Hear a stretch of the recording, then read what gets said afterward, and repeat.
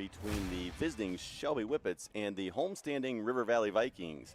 Kickoff will take place about 7 p.m. tonight. But before we get to the football game, it's homecoming here at River Valley. Let's go down to the field to take in all of the homecoming festivities.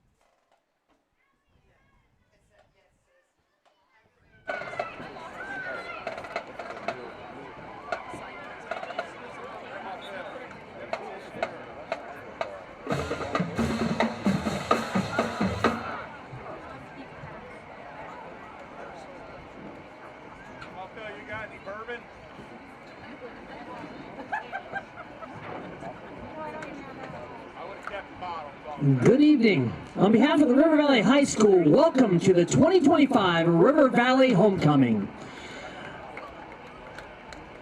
We ask that you turn your attention to the east side of the field, the 50-yard line, as we present this year's homecoming court.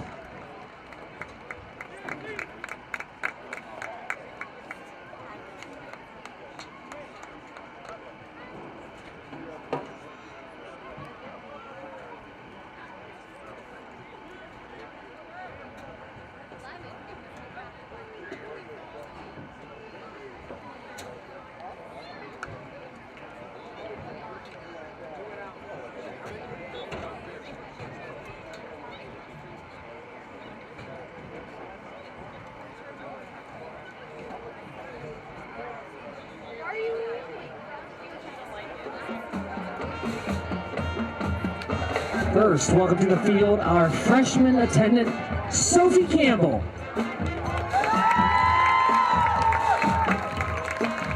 Sophie is escorted by her parents, Jason and Kim Campbell.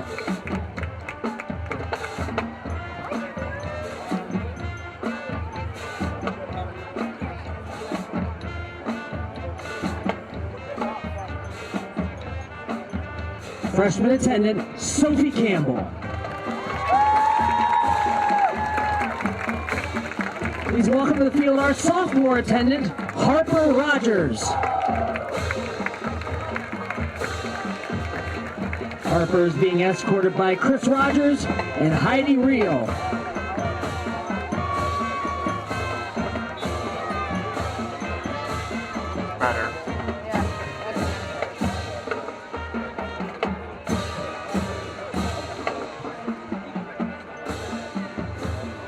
Ladies and gentlemen, sophomore attendant Harper Rogers. Welcome to the field our junior attendant, Kylie Facione. Hey. Kylie is being escorted by Sean Facione.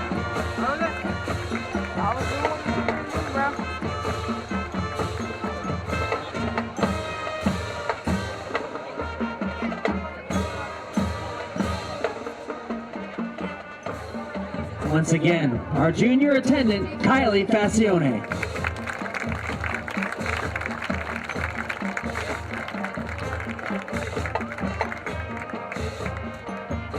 Now please welcome to the field our senior attendants. On the field first, Kelsey Fowler. Kelsey is being escorted by Aubrey and Rob Stallsmith.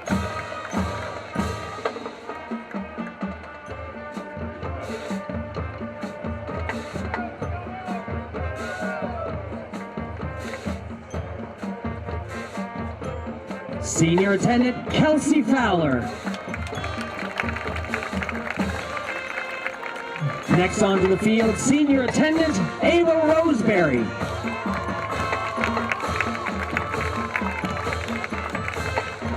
Ava is being escorted by her parents, Chrissy and Randy Roseberry.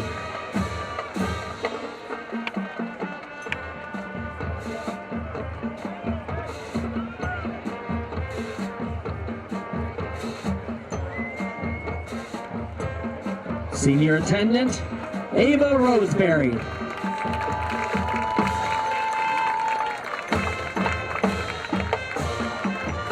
And our final senior attendant, Megan Thompson.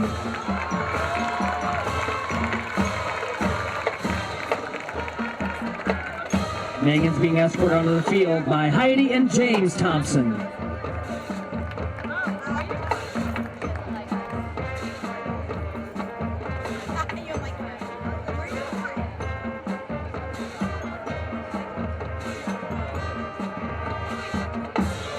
Senior attendant, Megan Thompson.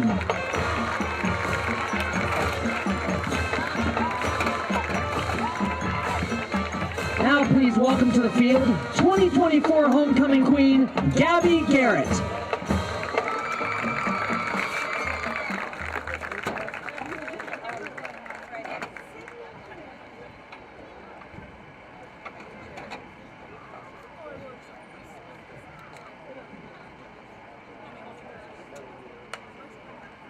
It's now my privilege to announce to you the 2025 River Valley Homecoming Queen,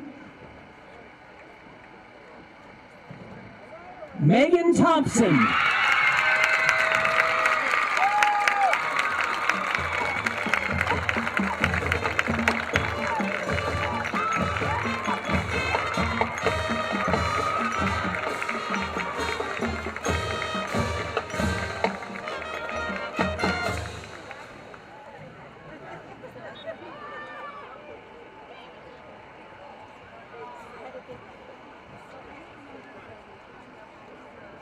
River Valley community, one last time, a big applause for your River Valley 2025 Homecoming Court.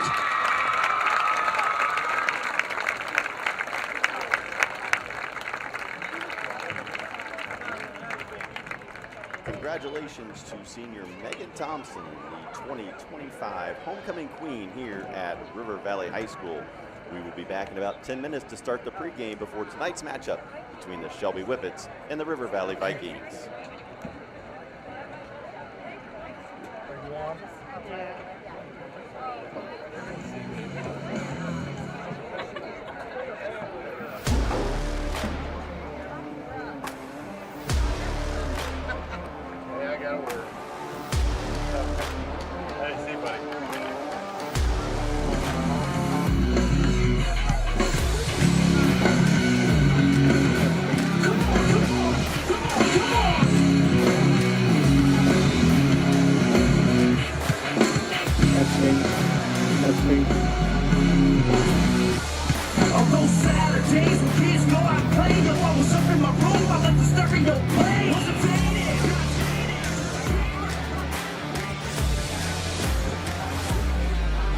Testing.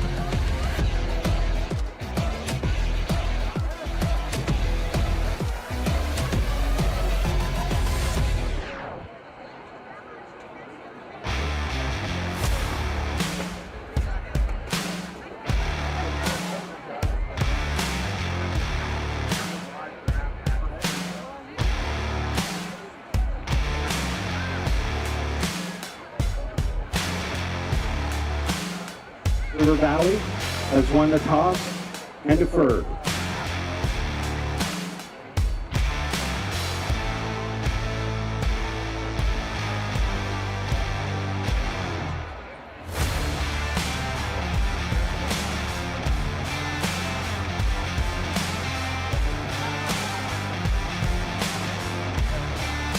Shelby with the selection as received.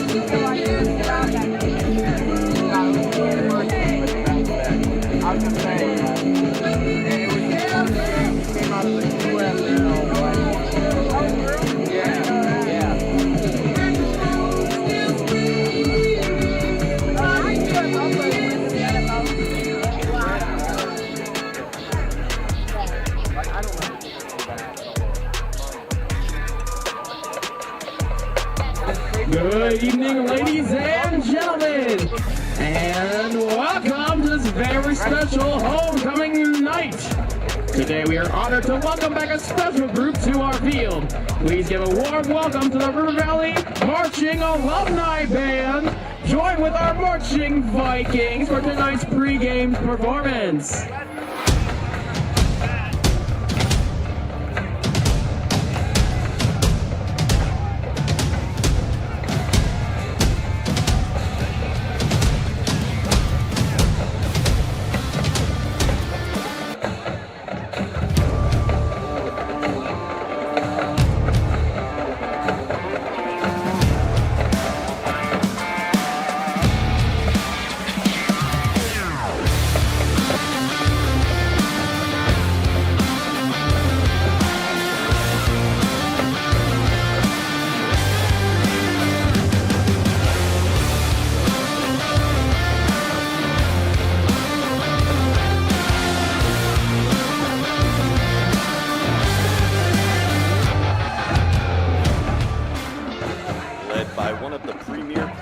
State of Ohio, the top-ranked team in Division IV, rolls into Caledonia tonight as the visiting Shelby Whippets take on the host River Valley Vikings.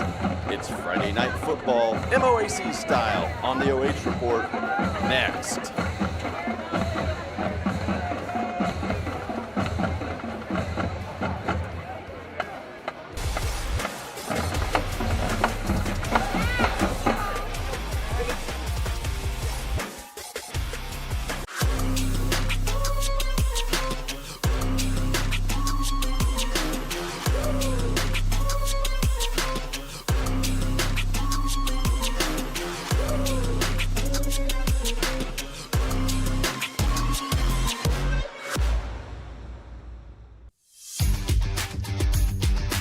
When it comes to comfort, every degree matters. At Buckeye Horizon, we proudly install and maintain Trane heating and cooling systems built to last, engineered for performance. And with our expert service, your home stays comfortable year-round. No matter the season, we'll keep your system running at its best. Call Buckeye Horizon at 419-529-2738, your local Trane comfort specialist. We are CB Electrical, your local experts for safe and reliable electrical solutions. Whether it's summer, spring, winter, or fall, we've seen and done it all. Every service call, big or small, our expert efforts all stand tall. That's why at CB Electrical, we live by the motto, if it's a circuit, we can work it. Call to schedule service or request a quote online. Find us on Facebook, Google, and cbelectricohio.com. Are you looking for a solid career, job security, great pay, and rapid advancement? An important role with a global leader that invests in state-of-the-art technology, develops world-class solutions, and is committed to a cleaner tomorrow? Yeah, we have just what you're looking for.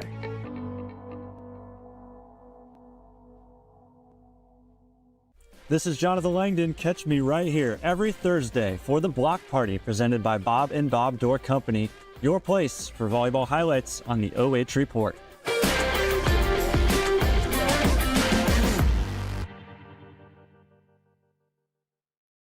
Take a look at all the action from Friday Night Football right here in North Central Ohio with great analysis, highlights, coach interviews, and so much more every single Friday night right here on the OH Report.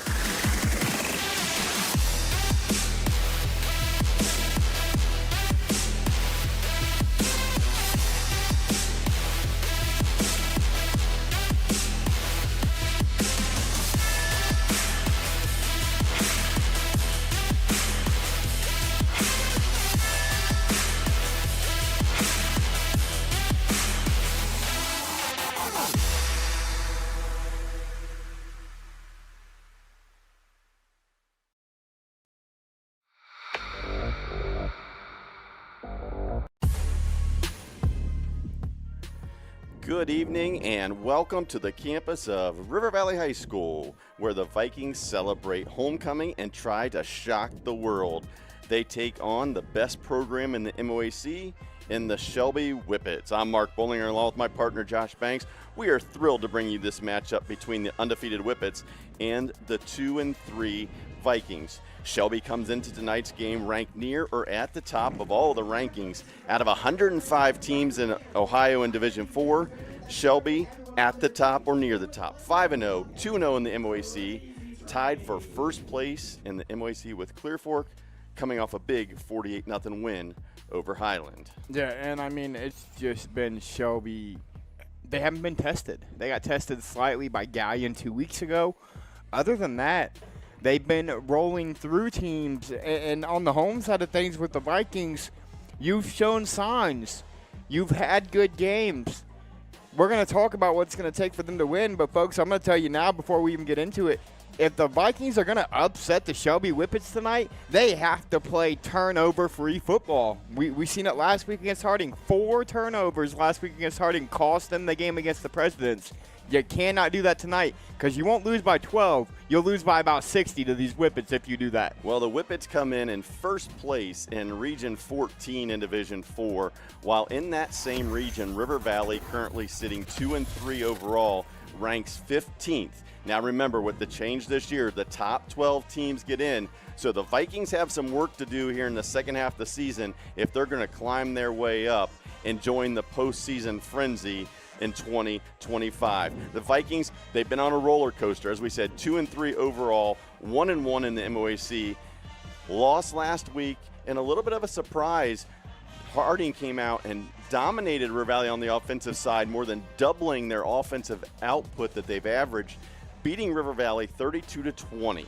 Yeah, and I mean, if you look at it, you're looking at the preview screen for the Shelby Whippets, led by head coach Rob Mahaney. Hey, they're looking to go 6-0 for the second consecutive season, and I think what's most impressive, they average 47 points a game while only allowing 13. And then how about 429 yards of offense per game, and they give up barely over 200.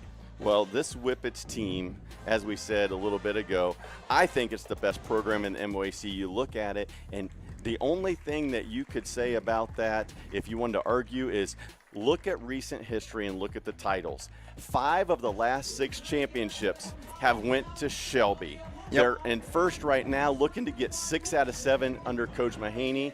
They have done some serious damage during the regular season. They're continuing to do it again this season. Will they get that 6th championship in the MOAC? We're going to find out. What's going to be really interesting tonight is right now there's only 2 teams at the top of the MOAC. That's Clear Fork and Shelby.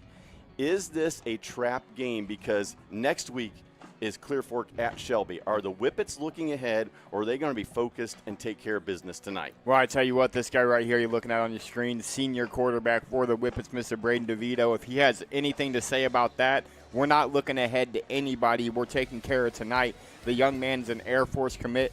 Mark, how about this? We're 5 games into the season. He's already got over 1,500 yards of total offense and 23 touchdowns, 14 passing to only 2 interceptions. Well, we will probably talk about this a little bit later during the broadcast, but I'm going to just kind of give you a little preview of what may come tonight.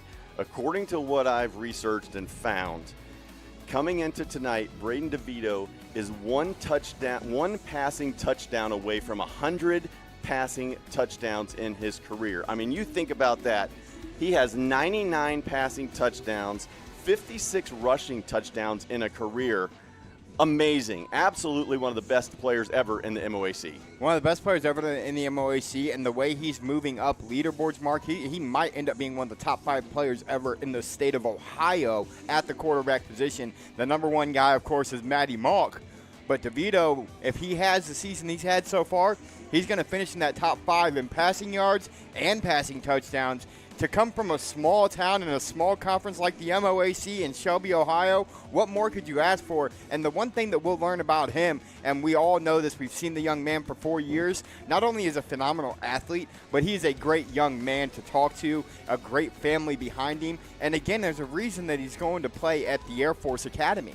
Absolutely. What a great honor for him to be going to the Air Force Academy. As you said, just an outstanding terrific young man on and off the field, on and off the basketball court.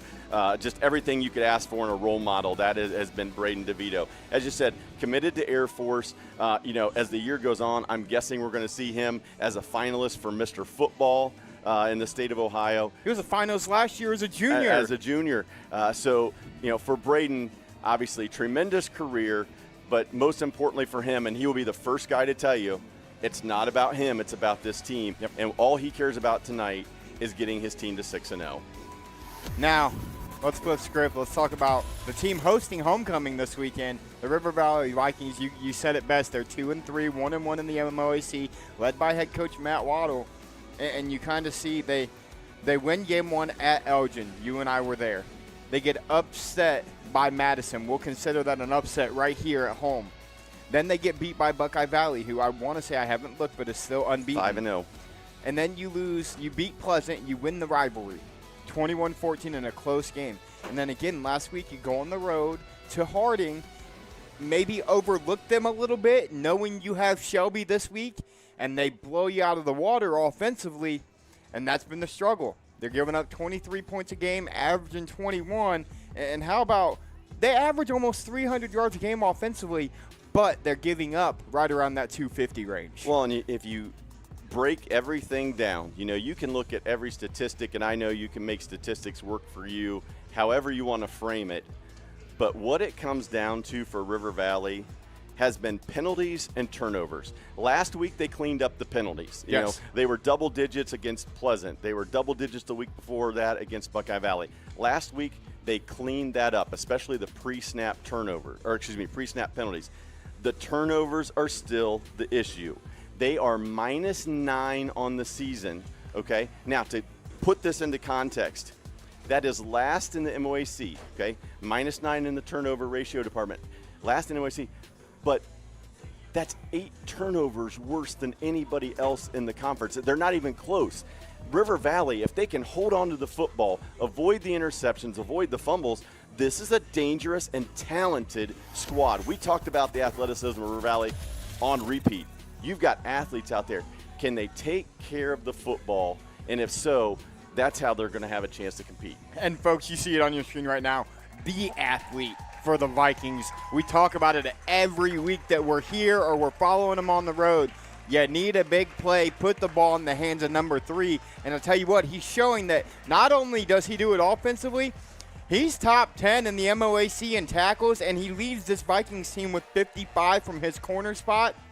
Expect to see a lot of Eli Snyder against Brady Bowman tonight from that corner receiver matchup, but I also wouldn't be surprised to see him maybe slide inside and play a little spy on Mr. DeVito as they go athlete on athlete. That's what I'm really curious about. See how River Valley approaches this defensively tonight. I'm thinking that they're going to roll some safety help over, double Bowman, and then you may see an Eli Snyder spying DeVito tonight just because of the dual threat that DeVito is. Eli Snyder is one of the few athletes that can try to match up with strength and speed with Brayden DeVito. Now, we got a minute left until game time, Mark, so let's do this. Let's talk about some keys to victory for both teams. We'll start with the Whippets of Shelby. What do you think? Well, first of all, special thanks to Krista Smith, Caldwell Banker, for this pregame show and for sponsoring our keys to victory tonight. Again, it's about being turnover-free if you are Shelby. You're coming in, you're playing a team that on paper you're supposed to beat. Avoid the turnovers. Don't give River Valley any life. And how about start quick? They're averaging 47 points per game. They score early, they score often, but the difference tonight, and we've seen it 2 weeks ago with these Whippets against the Tigers, they let Galleons stick around. You don't want to let this Vikings team stick around and give them hope. You want to get out quick, and you want to put your foot on their throat and hold it for the entire 48 minutes of action tonight. Absolutely. And then on the flip side, keys to victory for the homestanding River Valley Vikings. I mean, it's kind of, isn't it the obvious for every team that's going to play these Whippets? You have to contain number 2. You have to contain Brayden DeVito. easier said than done, if you ask me. Yeah, you're not going to stop him, but can you contain him and stay within striking distance? And then it's going to be so important to win up front in the trenches. Last week we saw a Harding team that ran the ball right down River Valley's throat. Can River Valley stop the running game and contain DeVito? And with that, our Krista Smith Caldwell Banker pregame show comes to an end. We get ready for kickoff here on another gorgeous Friday night in North Central Ohio. We dealt with rain sitting outside at Elgin week 1, and our last 4 games has been absolutely phenomenal weather here in Ohio. And we're going to get to see the aforementioned Brayden DeVito to start it off, as the Whippets are going to receive the ball here to start this contest. Yes, River Valley won the coin toss and deferred to the second half. So the ball will go into the hands of Brayden DeVito and that potent Shelby offense. First off, Kason Coe takes the kickoff, and he's going to immediately bring it out to almost the 35-yard line. So good starting field position here for DeVito and the rest of this Shelby offense. This Shelby offense, as you mentioned, Josh, comes into the game scoring 47 points per game, over 200 yards rushing, averaging over 226 yards passing, 430-ish yards per game. First in the MOAC.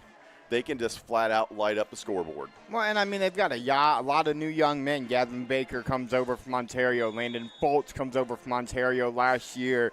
You know, you've still got a Shepherd. I feel like we've said a Shepherd every year for the last 8 years from Shelby, and because we have, you got one more here in their tight end. DeVito with the handoff to Sloan. And good start for the Viking defense. No gain on the play for Travis Sloan. A great job then by the interior of that River Valley line, closing the gap in the middle, not letting Sloan find a hole. We mentioned DeVito's numbers, and he has the numbers because he has some great weapons. Number 12, Brady Bowman, is his favorite target. Bowman comes in with over 600 yards in the air, 9 touchdowns. We're going to have a false start early on the Whippets. They're going to call time. They're going to give Shelby the timeout, I believe. Close to a delay game. I wasn't looking at the play clock. I wasn't sure what was going on there. But an early timeout happened to be used by Coach Mahaney, could come back to cost them later on. We seen that last week, Mark, by River Valley against Harding, as they had to use all 3 timeouts in the third quarter and had nothing for the final stretch. Well, as the officials discuss whether the timeout occurred before the penalty, pregame, talking to some of the River Valley coaches, it was the mantra of shock the world. And as crazy as it sounds, River Valley's the last team to do that. Shelby's won 18 straight regular season games. Their last regular season MOAC loss right here nearly 2 years ago, September 29th, 2023. A 4-7 River Valley team that year upset Shelby 28-24 right here. So that last time DeVito was on this field, they walked off with an L. I'm pretty confident he's remembering that tonight. I'm pretty confident he remembers that because that was also the last time that they did not start a season 6-0. So they said the timeout did take place before the penalty. So 2nd and 9 for the Whippets. DeVito, quick throw. There's Bowman. And nice play by the Vikings. Ty Manette along with the big fella, Carter Logan. Carter Logan, a name that we've been calling rather often here this year from his defensive end position. And that time, that's something Shelby loves to do. Get number 12 in space, let him create. If River Valley can contain that tonight, they're going to have an opportunity to win this game, as now you've got Shelby in a 3rd and about 7. So the Whippets facing an early 3rd down here. DeVito looks, still looking. Vikings just keeping him in the pocket. Sidearm pass, and it goes between 2 receivers. Travis Sloan was wide open out in the flats. Looked like he'd have had enough for a 1st down. Instead, DeVito tried to push it farther down the field, and the Viking defense gets a 3 and out. This will only be the 9th punt of the season for the Whippets. Yeah, something they didn't do a couple weeks ago when they had a tight game against the Tigers. a great job there by the defensive front again. They got pressure on DeVito. The secondary played their spots. They didn't give anything up over the top. And now you're going to get the ball and give your offense a chance to get things rolling. Great punt there. Eli Snyder goes back, fields it at the 11, and is brought down at about the 17-yard line. Griffin Yeager there on the tackle. Big hit from Griffin Yeager there. So the punt flips the field, and River Valley will start deep in their own territory.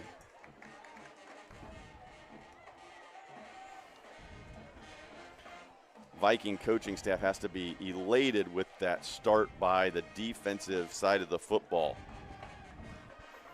So here comes a River Valley offense that also can put up some serious numbers. Quarterback Chase Smith, thrown for over 1,000 yards on the season, 11 touchdowns, 10 interceptions.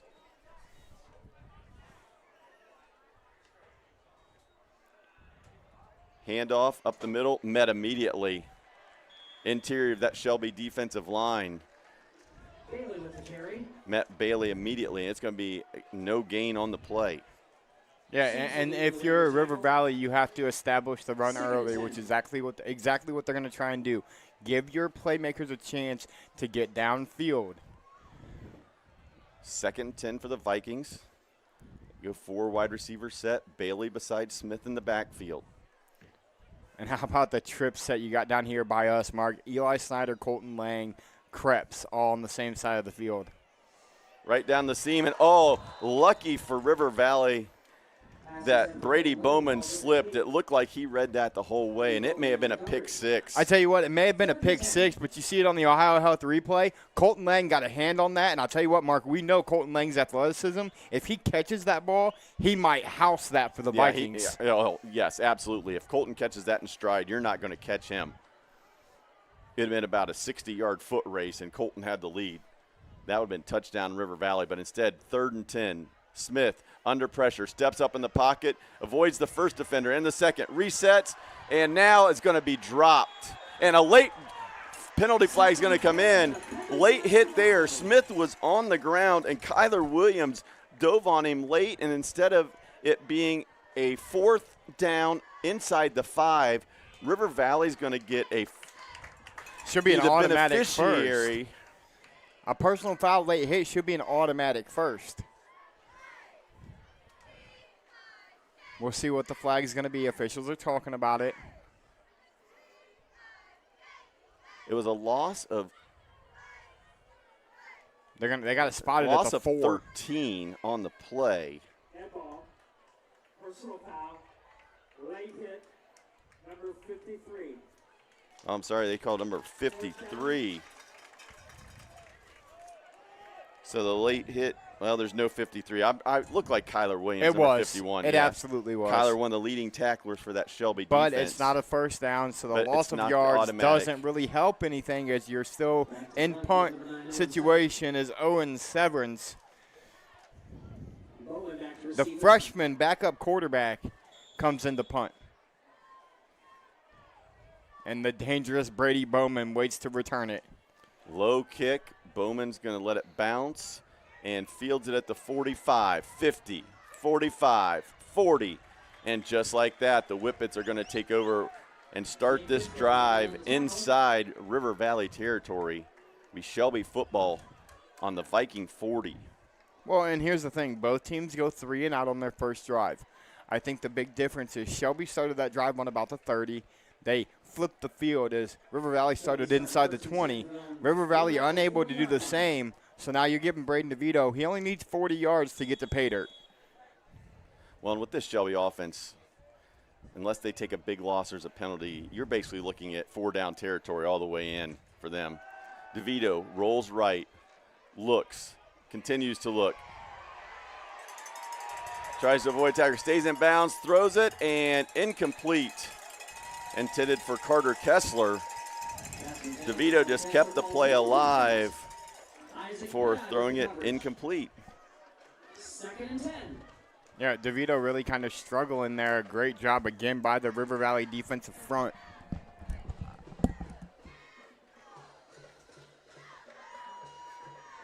2nd and 10 for the Whippets.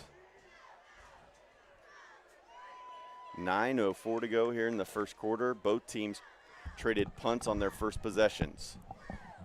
Shelby, handoff, right side, breaks a tackle. Nice run there by Gavin Baker. Yeah, Gavin Baker, the transfer, he's kind of been their workhorse so far this year on the ground, and he shows why there is. He gets about 8 yards on the carry. Yeah, Baker, 21 carries, 187 yards. Averages almost 9 yards per carry. Almost gets his average there, gets 8 on that second down play. But again, kind of like you already talked about, your 3rd and 2. This is 4-down territory if you're the Whippets. I think DeVito's going to use his legs here. Look for DeVito run or maybe something to Baker. Instead, it's the little reverse. Nice gain. 1st down and more for the Whippets. The they get freshman their Luke Blevins. Play results on the 1st down. And I tell you what, Mark, that's a name that you're going to want to watch out for on this Whippet offense. He's a freshman. I got to see him play last year at the middle school level, and he reminds me a lot. We talk about Nolan Bailey a lot for River Valley, just physically stronger than most of the men on the field. Luke Blevins is an absolute monster for a 14, 15-year-old freshman on a football field. Yeah, I saw him as well during middle school basketball season, and he was extremely strong. He did not look like an 8th grader. Quick throw out to Bowman, 20, 15, 10, and Bowman is brought down there by Eli Snyder. They're going to mark him down at the 4. Gain of 17 from DeVito to Bowman. Might have been a hold on the outside there. Nothing called, though, and now you're 1st and goal. This is where we see a lot this year. We've seen a lot of DeVito use his legs. It hasn't been a lot of big rushes. He's only got 400 rushing yards on the season. But these short yardage situations is where he'll get outside the pocket and use his speed to his advantage. Yeah, 14 passing touchdowns for DeVito, 9 on the ground. DeVito dices his way through and touchdown Shelby. So 7:15 to go here in the first quarter, and Brayden DeVito lights up the scoreboard, gets Shelby their first touchdown of the night. They take an early lead over the homestanding Vikings. And again, that's what we've seen all year out of the Whippets. You know, you get a bad snap, a high snap. DeVito catches it. It's a little read option almost type play. He fakes the handoff to Gavin Baker, takes it in from 4 himself. It's what he's good at. He don't need big plays. He just needs to be inside the 5. Yeah, after he faked the handoff, basically Baker just was a lead blocker. And the extra point is up and good by Everett Harris.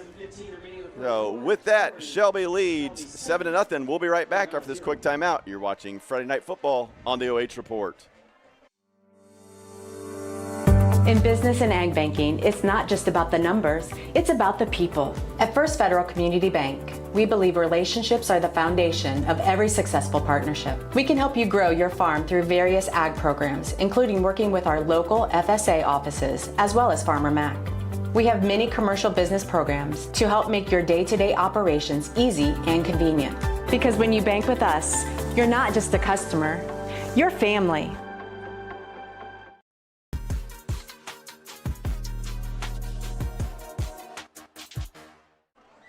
Welcome back to River Valley High School, where the Shelby Whippets strike early to take a 7-0 lead over the Vikings. Whippets kicking off. Colton Lang and Nolan Bailey back deep for River Valley. The kick will go to Lang at the 11. Lang returns it out, and the Vikings will start on their own 30-yard line. Yeah, good return there by Colton. Gets it to the 30. Here's the thing if you're River Valley. You don't need the big play. You need a play. Get yourself some positive yards. Get your offense going in the right direction, and then let the big play happen.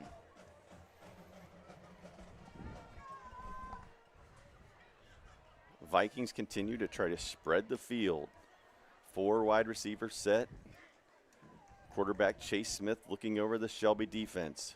Whippets played a lot of zone coverage on that first possession. Quick throw to Lang. Makes a move, makes 2 men miss.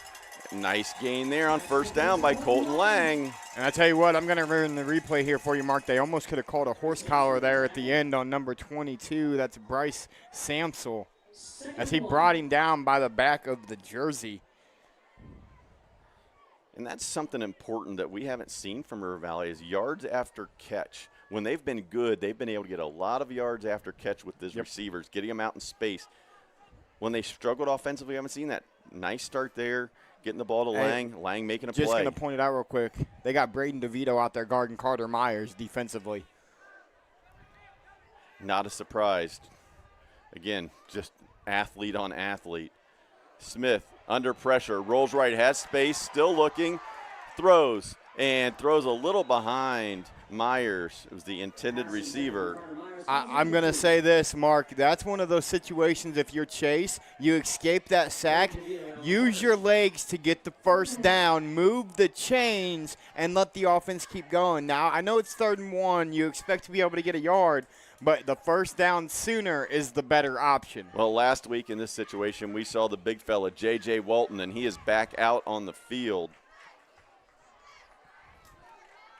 Looks like he's on a different number tonight. Yeah, he's wearing 34 tonight. Handoff, Walton. Matt runs to defender, first down. Jay. Well, I'm sorry. It's not J.J. Walton. They said it's Wanu Dickerson. Wanu Dickerson. Either way we go, They went with the big fella. Oh, I'm sorry. J.J.'s on the sideline without his pads on tonight. They went with a different big fella. And he ran somebody over. Now they'll go back to the gun. Nolan back out there on Chase's right hip. Trips to the far side. Throw intended for Snyder. We're going to see a lot of that rollout action, I think, tonight from River Valley and Chase Smith. Get outside of the pocket, give himself a chance to make a play. Well, and it's a little different compared to years past where Chase Smith is more of a pocket passer, so you can bring more pressure, where in years past Chase Ebert was so dangerous with his legs. A lot of teams just try to keep him in the pocket, didn't try to get upfield as much with their defensive ends. Handoff, Bailey, 2 hands on the football. Short gain of 2. Brought down right there by number 51, Kyler Williams. Positive yards is key, though. You got 2. The big hurt right here is you want to try to get positive yards on first down. That throw out of bounds when he missed Snyder hurts you because now you're in a 3rd and long. Yep, 3rd and long for River Valley. Vikings had the ball a little over 2 minutes on this drive.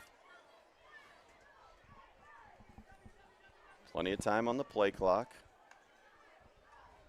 Smith looks, steps up, throws, and overthrown again, looking for Eli Snyder. They'll bring up 4th and long. And that's another one where I say when you watch the Ohio Health replay, if you're Chase, you've got to take the yards that you can get. And River Valley knows they're going to be in a shootout tonight. They're lining up like they're going to go for it. Now, Smith could quick kick it here. Brayden DeVito is going to kind of slide back to that safety position just in case he does. Just in case. Now Smith, quick kick, gets it off. Now DeVito fields it at the 19. 30, still in bounds. 35 and out of bounds right there. But a good return by Brayden DeVito. Chase Smith came out to push him out of bounds. A little quarterback on quarterback crime there. But how much of a weapon is that? Again, we'll talk about the Shelby team. Your all-Ohio quarterback goes back and returns a punt and gets you almost 30 yards out of it.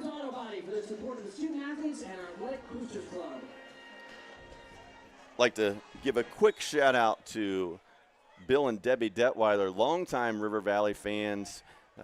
Having some health issues, so they can't get to the games as much. But I saw Bill at the ballpark the other night, and he said that they were definitely going to be tuning in to watch this one. So quick hello to them, and thanks for tuning in to tonight's game and all the games on the OH Report that they love to watch. Michael Shepard on the reception. Snyder with the tackle, but first down for the Whippets. And one thing that you and I both know about this Whippets team, Mark, is they have, just like River Valley, they have athletes everywhere. Those quick screens, those quick pop passes are when they do the most harm. Yeah, 14 yards there. DeVito, quick throw in space. Bowman on the move, 50, 40, 30. It's going to be a foot race, and you're not going to catch him. And just like that, 48 yards, DeVito to Bowman, and Shelby hits pay dirt again. And I just said it. You get these guys in space, and they're hard to catch. And I tell you what, Brady Bowman might be the fastest kid on the field tonight. And he just showed it right there as he went through that hole untouched. And as I said, according to our research, congratulations to Brayden DeVito from Shelby, the quarterback with his 100th career passing touchdown. How about that number for a young man in high school? I mean, we see numbers. We've seen it throughout our days. But that's a number you don't see surpassed very often for a high school football player. It's ridiculous. I mean, absolutely ridiculous. That's 25 passing touchdowns a year if you're a 4-year starter. And we're in week 6. Shelby's hopeful that they have at least 8 or 9 games left if they try to make a run to a state championship. Extra point by Everett Harris is good as Shelby Whippets extend the lead to 14-0 over the homestanding Vikings. You know, normally, Mark, we take a timeout in between the touchdown and the next play. But these teams are ready to roll. This is the fastest I've seen between the touchdown and the kickoff, I think, all season long. So while they get ready to kick it off, I'm going to look up the Brayden DeVito touchdown thing and see where he's at now in the state of Ohio for passing. Yeah, I believe that's 100 passing touchdowns in his career. He's at 56 rushing for a total of 156 touchdowns accounted for. Whippets kick it off. Lang takes it inside the 5. Has blockers. Cut back, and then he's met. He had a little bit of an alley, and then the Whippets just filled in and Sam Gwertz got to him. Gwertz, the second leading tackler for the Whippets, makes the play on special teams. First down, Vikings.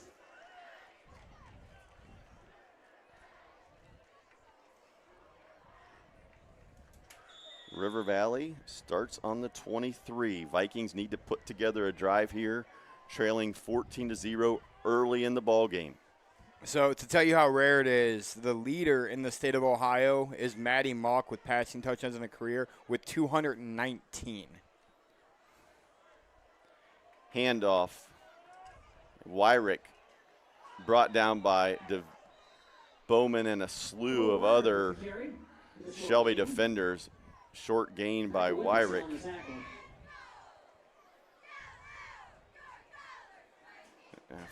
For those of you who are younger in our audience, Matty MOAC, of course, played at Kenton High School.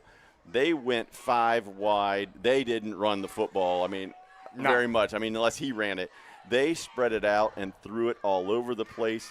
River Valley had the unfortunate experience of playing a game at Kenton. I'll never forget that playoff game because it was so cold over there. And we're thinking, okay, going to the stadium like, this cold weather may really help because it was frigid. It didn't matter. Matty MOAC, that Kenton offense, that philosophy and style was so good. MOAC went on to end up quarterbacking at Missouri under former Toledo head coach and then went to Missouri, Gary Pinkel.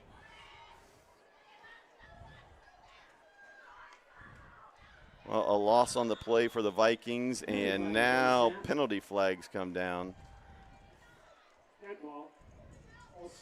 So dead ball, false start, first penalty of the night for River Valley. So the repeat, third down. It's going to be 3rd and 16 here for the Vikings.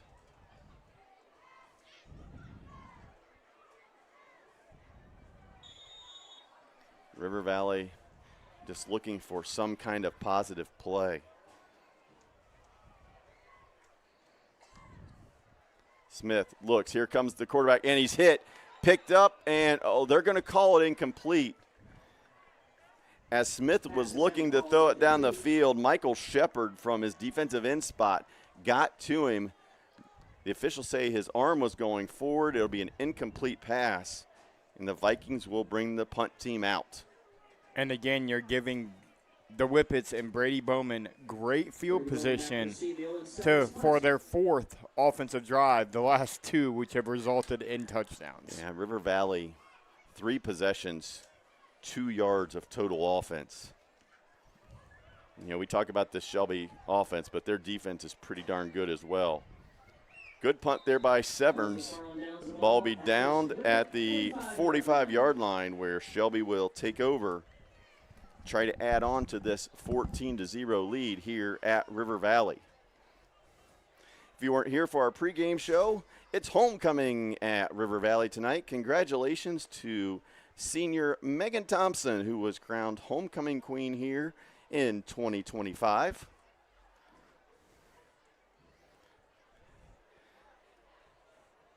River Valley, some alumni back to join the band tonight as well, so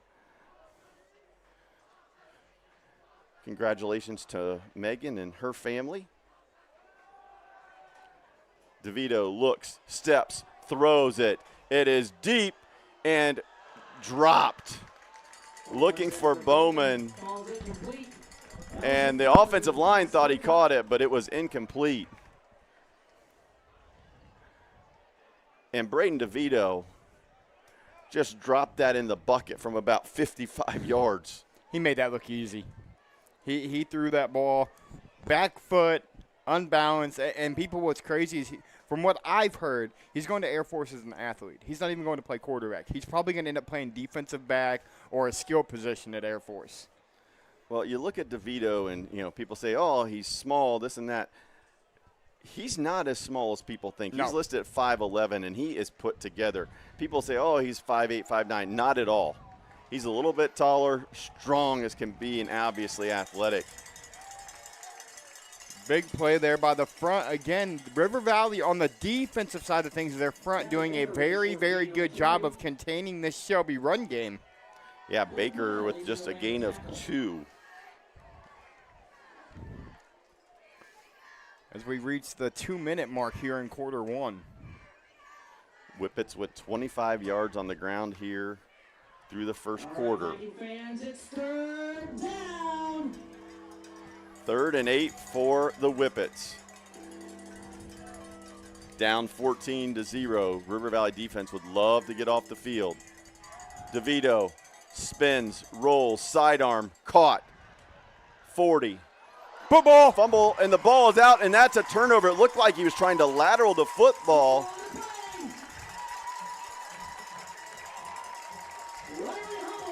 I tell you what, we're going to talk about the turnover, but I want to talk about the throw by Brayden DeVito. As that's Brady Bowman trying to make a little bit too much happen there. As you're right, it does look like he's trying to give that to Gavin Baker. Yeah. Looked like he's trying to lateral the ball to Gavin Baker. He had the first down. It was going to be a gain of 14. And in the pregame, we talked about if you're Shelby, you can't turn the ball over and give River Valley life. There's the first one. Now River Valley needs to do something with it. Smith, they're going to go deep right away, looking for Myers, and almost intercepted. Picked. It was Landon Foltz on the coverage. So on the quick change, River Valley tries to strike with the deep ball. Great throw by Chase. Carter almost able to come down with it. But I tell you what, we're seeing it, paying attention here. Looks like Shelby's running like a cover 2. Foltz and Brady Bowman kind of playing that high safety look, not letting Carter Myers or Eli Snyder beat him over the top. Quick throw, Eli Snyder. Oh, great play out on the side there by Travis Sloan. Fought through the defender, being blocked while tackling Eli Snyder, and he brings Snyder down, and that is not easy.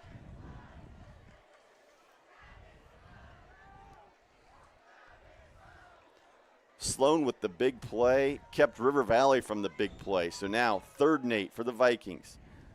Draw play. Bailey has space. Dragging Sam the defender. It was Wyritz who grabbed a hold of the jersey. I'm sorry, Gwirtz. Gain of 5 for Bailey. Brings up another now. 4th down for River Valley.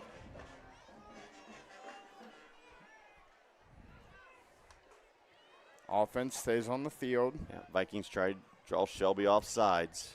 I'm sure the Whippets have seen that on film. Vikings have been able to get a bunch of teams to jump on that. Smith looking, he's in trouble. Here comes the pressure. Back foot, throws it up for grabs, and that might have been intercepted. They're going to say incomplete. We're going to run the replay here. That was Caden Paz, who was on the coverage, the transfer from Marion Harding. It looks like he has that foot down and comes down with it. But here's the thing. If you're the Whippets, you're probably happy. You're better off if you're Shelby taking the incompletion as far as field position.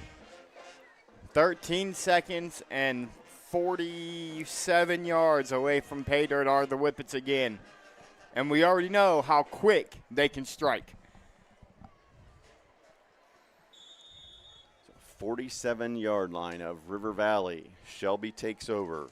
First quarter nearing an end. Whippets in control, 14-0 here at River Valley.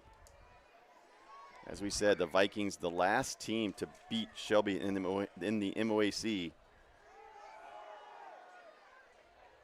Handoff outside, 40, 35, 30, puts his shoulder down. That was Luke Blevins, again, the freshman.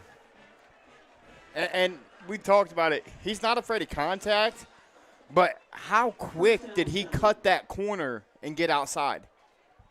Quickly, DeVito, left side, spins, fights his way, and is going to be dropped. But that's going to bring us to the end of the first quarter here at River Valley. Your score, Shelby 14, River Valley 0. You're watching MOAC football on Friday night on the OH Report.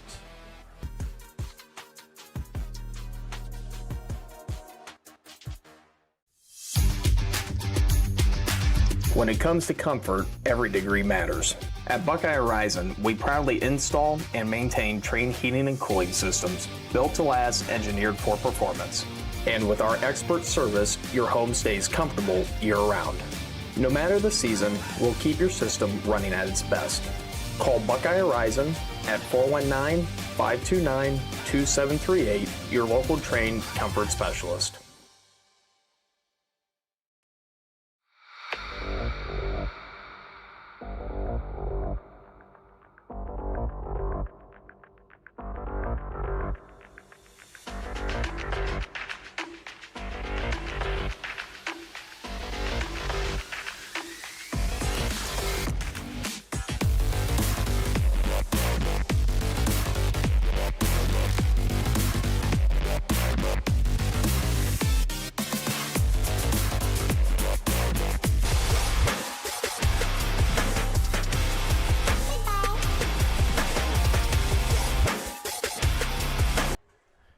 Welcome back to River Valley as Shelby knocking on the door. 2nd and 8. Quick throw, and it's incomplete. So quarter number 2 underway here at River Valley. Thanks for joining us tonight on this beautiful Friday night from Caledonia. Mark Bollinger along with Josh Banks here as we bring you MOAC football between the front runners, the 2-0 in the MOAC, 5-0 overall Shelby Whippets, and the 2-3 River Valley Vikings. Get some lights on in here for us, Mark. First quarter dominated by Shelby. River Valley outgained by the Whippets 146-9. And again, you know, we talk about Brayden DeVito in this offense, but the defense is showing just how good they are as well. Handoff. Whippets again over that left side. And that time it was Travis Sloan. And Sloan is going to be close to the first down. They're going to mark him just short. Yeah, it'll be 4th and call it a yard. Sloan with a gain of 7, brought down by Snyder. Hey, Viking fans, it's 4th down. This is where DeVito's dangerous here. I'd say he's dangerous anywhere, but yes, you're right, especially here. So many options for Brayden. And they're just going to go quarterback run, and it's going to be enough for a first down. First down carry. And that's the maturity right there by Brayden DeVito. He probably could have busted that outside and got a lot more yards off of that carry. Instead, he was content with just getting the first down and moving the chains and allowing his offense to stay on the field. Well, you look at that offense, Quentin Albert, that Bryce offensive Booker, line is some huge. of those guys. I mean, you go 250, 270, those guys across the front. They're big, strong, and again, this is a program, they're just used to winning. They know how to win. DeVito looks for Shepard and off his fingertips. It's a great throw by DeVito. Shepard tried to catch that over the wrong shoulder. It's a great throw from Brayden DeVito. Shepard tried to catch, I think if he turns around and catches that in front of him, instead of trying to catch it over the shoulder, it's a touchdown for the Whippets. 2nd and 10 for Shelby, leading 14-0 here in the second quarter of play. And DeVito's looked good tonight. Yeah. I mean, and I say that, and everybody's like, well, of course he looks good, but just from the standpoint of, he's had some throws off his back pocket. He's sidearmed a little bit. Now, again, he improvises, little nice play design there where he rolls right as soon as the defenders come towards him. Boom, quick throw. Yeah, it's an RPO play. You get him outside of the pocket. If that defender collapses on him, he gets it out to the receiver. If that defender stays at that receiver, then DeVito turns it up and goes up the sideline. Yeah, a gain of, they're going to call it 7. 3rd and short for the Whippets.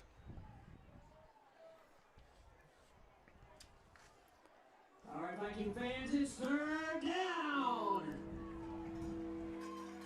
Viking crowd. Brady Bowman out here, watch 12 on a quick slant on the near side by us. He has a lot of space. Instead, DeVito with the fake, runs right, runs it through a couple Viking defenders and into the end zone for the 3rd touchdown of the night. Brayden DeVito takes it in, and Shelby extends the lead to 20-0. Yeah, and you'll see it on our Ohio Health replay. He wanted it more. He ran over the Viking defender. That was number 2. That was Ellis McFarland. He ran through contact and laid on top of McFarland to get himself in the end zone. Well, so many people that you talk to when they talk about Brayden DeVito, they talk about, oh, he's so elusive, he's so quick, this and that. The element to his game that people don't often or don't give him enough credit for is just his strength.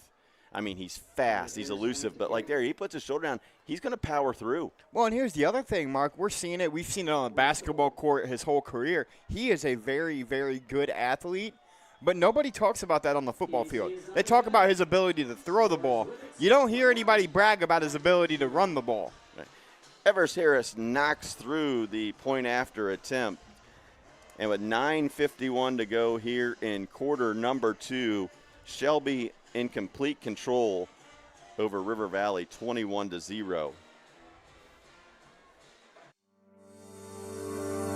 In business and ag banking, it's not just about the numbers, it's about the people. At First Federal Community Bank, we believe relationships are the foundation of every successful partnership. We can help you grow your farm through various ag programs, including working with our local FSA offices, as well as Farmer Mac. We have many commercial business programs to help make your day-to-day operations easy and convenient. Because when you bank with us, you're not just a customer, you're family.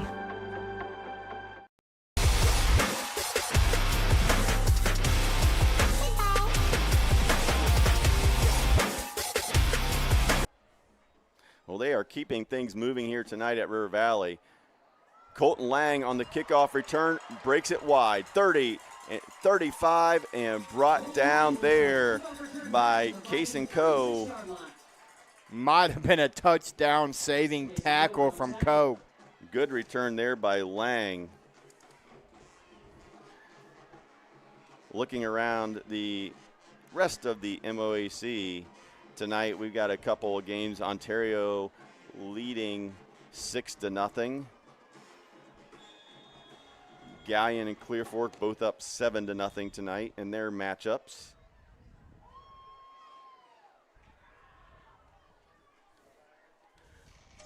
But here, River Valley finds himself in a hole in the second quarter, trailing 21-0. They take over after the touchdown by DeVito on the 37-yard line. Vikings' 5th possession of the night. And it has been a struggle to get anything going for the blue and gold. Quarterback change. Collins throws to Snyder. Read immediately by DeVito. Brought down for a loss. Loss of 4. Trying to get Eli Snyder some out in space. That throw a little bit high from Collins. Well, just a missed block on the outside. They missed the block, and DeVito was able to be there right on the catch by Snyder. As you're going to see Brayden DeVito kind of coming to this. He's always on the same side as Carter Myers and Eli Snyder. Collins, the quarterback, with the keeper. This is what he can do, use his legs, but it's coming back for the hold. And the hit by Brady Bowman. Big tackle by Brady Bowman, driving Collins to the ground, but it's coming back. You saw the flag get thrown right in the middle there, and it knew right away it was going to be a hold on the Vikings. Big hit by Bowman on Collins. But again, you know, that's something that we've seen the last couple of weeks, that little wrinkle in this River Valley offense. They bring Collins in. He can run that RPO. The holding was on the Vikings. As Gallion, Ontario, and Clear Fork all ahead in their contest.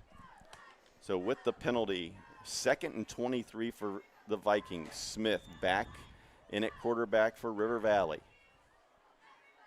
Shelby rushes 4. Throw. Myers hit. Dropped. Out to the 35. Nice gain. And I was talking to the River Valley coaches prior, and this is our 4th game that we've seen the Vikings mark. And I said one thing I've noticed about Chase Smith this year, his first year back on the football field, if he makes a quick pass, he's one of the best passers in the MOAC. He overthinks things sometimes, and that's what leads to some of those critical turnovers. Viking offensive line did a good job there, giving him time. Stepped up in the pocket, threw a dart to Myers. Here comes the blitz. Picked up by the Vikings, thrown, caught. And it's going to go to Colton Lang for a gain of about 3, but it's going to be well short of the first down.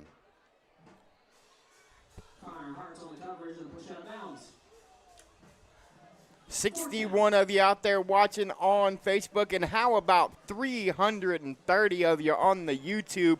Thank you so much for hanging out with Mark and I on this beautiful Friday night. And are they going to pooch it again? You think Chase is going to catch this and punt it?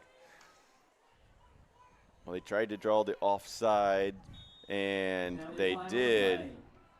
I think it may be a snap infraction, actually, on River Valley. Yeah, I was going to say, did the center move to this number 58? That's Lucas I think Crawford. they did. I don't have that particular replay.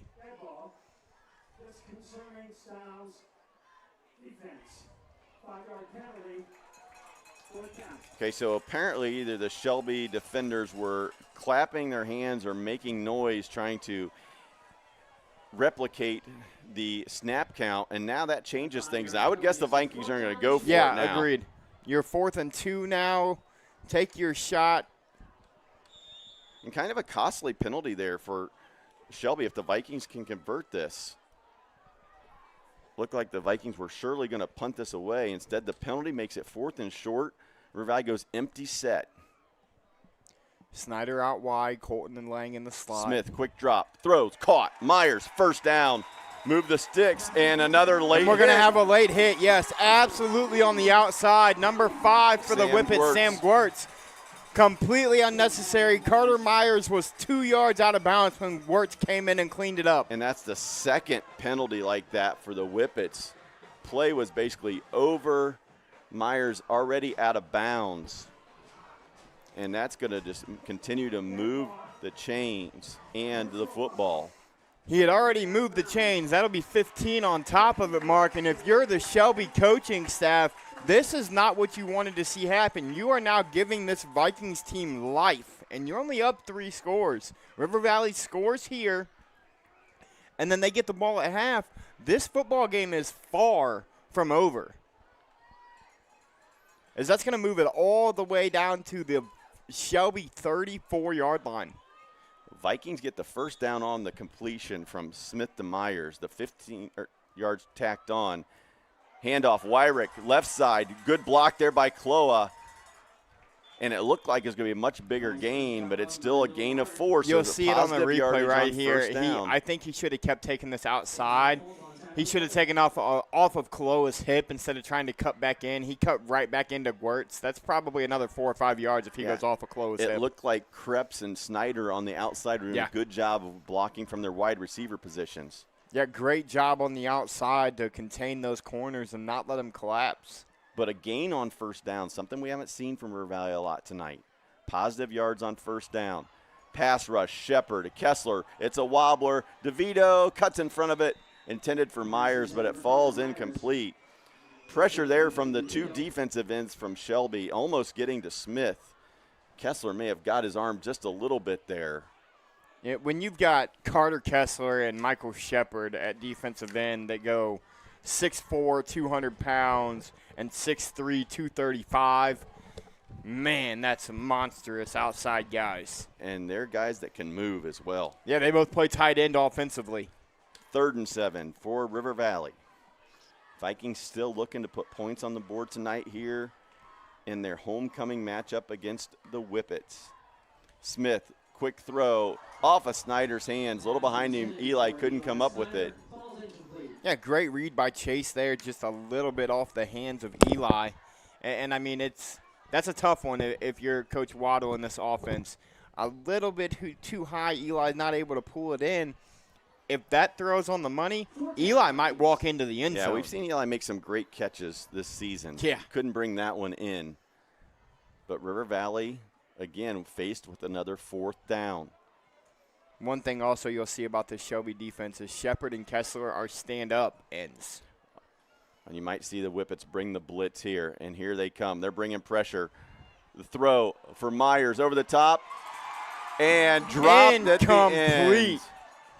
Great defense there at the end, and knocking that ball out by Landon Foltz. It looked like Myers was going to haul it in, but he couldn't complete the catch as Foltz got his hand in there and knocked it away, and it'll be a turnover on downs, and Shelby holds. The throw from Chase was on the money, maybe a little underthrown there, but that's kind of the offensive drive that you needed if you're the Vikings going into halftime. We got 6:59 left, but now you got to stop this Whippets offense from driving down the field and scoring again. Nice job there also by the Viking offensive line. Yes. They picked up the blitz, gave Smith time to throw it, almost connected with Myers for a touchdown. A great job by Wyrick to pick up that blitz on the outside.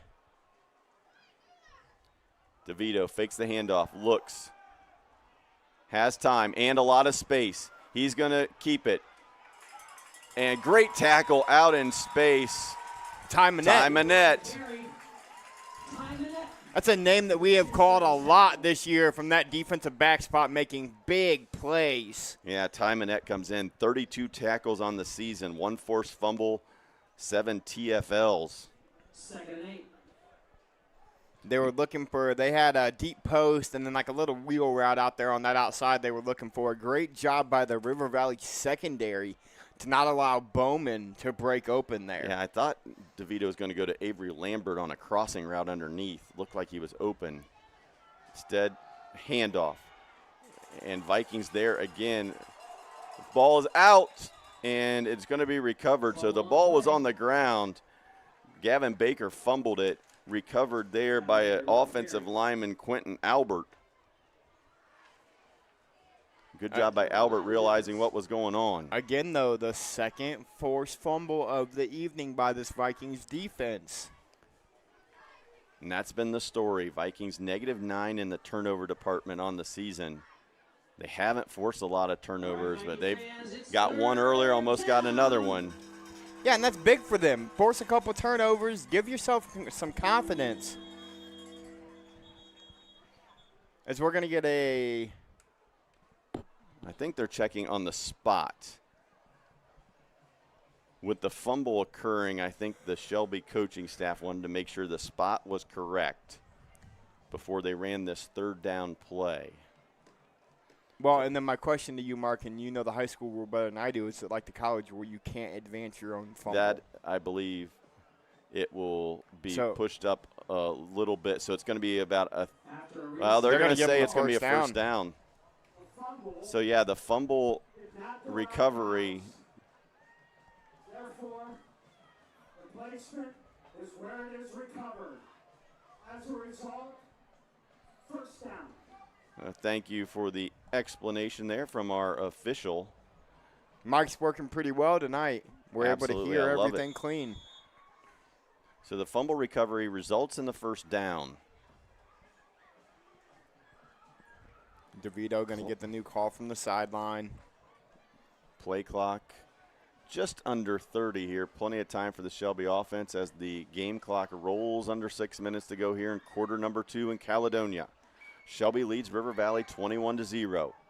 DeVito looking deep, over the middle, thrown. Bowman, incomplete. Ellis McFarland. Great defense there from McFarland. DeVito had Bowman deep. McFarland just stayed on that back hip long enough. Almost went early. I don't think he did. Honestly, it's one of those could go either way calls. They could have called pass interference. They did not. And now it'll be second down. Quick score update in MOAC. Pleasant scores, takes the lead 7-6 over Ontario. Clear Fork stretches their lead out to 14-0 over Harding. Baker, handoff, rumbles for a first down. Big run there by Gavin Baker. And the Whippets love to run the ball to this left side. You know, kind of the shock in our area this year, Mark, and I'm going to get your feels on this while Shelby gets ready to play. How about the 5-0 Mount Gilead Indians? Well, not only 5-0. You know, early in the season they won a couple close games, but just a dominating performance last week in a game that so many people in the KMAC were highlighting. The Indians stepped it up big time, took control, and it looks like it's probably going to be Mount Gilead and Centerburg battling it out for that KMAC title. But here, DeVito hands it off to Baker straight ahead. Nice gain on first down. Wyrick and Harrison Bradley on the tackle for the Vikings. Galleon's still up 7-0. Colonel Crawford, another team that we love here on the OH Report, they're up 13-0 over Bucyrus. And Mount Gilead 16-7 over the Bulldogs of East Knox. It's been a long time since Mount Gilead's been undefeated at this point in the season. I want to say it was 99 is what we talked about last week on Pigskin. DeVito takes a snap, rolls, steps, looking. Bowman with a great move, and he can't come up with it. Great route by Brady Bowman. Turned around the defender, ran the post wide open in the end zone, just could not come down with it. DeVito drops a dime, and Bowman is full of regret right there. That's a catch that I think we've seen Brady Bowman come down with 8 or 10 times already this year. The one time he doesn't. But let's just, Brayden DeVito just threw that ball 50-plus yards in the air, and it's effortless.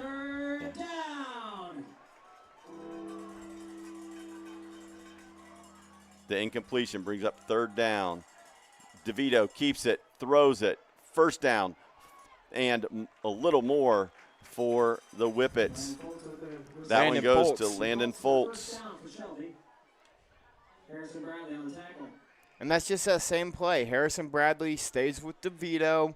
He flips that out to Foltz. Eventually, that end's going to fly out to that receiver on that play, and DeVito's going to keep that and get big, big positive yards.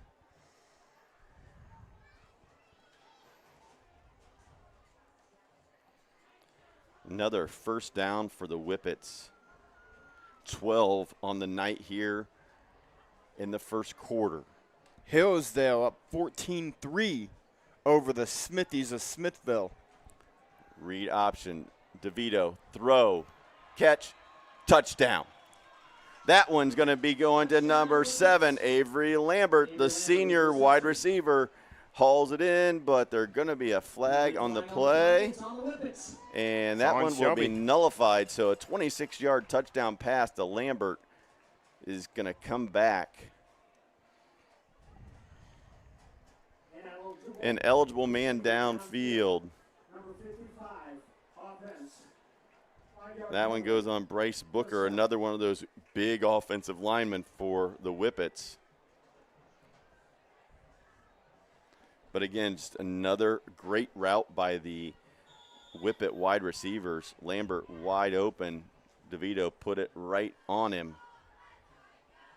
But with the penalty, it's going to bring up 1st and 15. Look at this. Brady Bowman's going to take a snap. DeVito's going to go out to a receiver. Fakes it to him.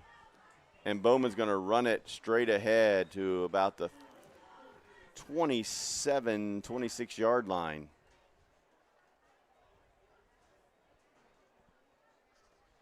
Brady Bowman with the carry. Timing that on the tackle. Yeah, Hillsdale-Smithville mark a battle of two 5-0 teams. The if-so facto WCAL championship game tonight.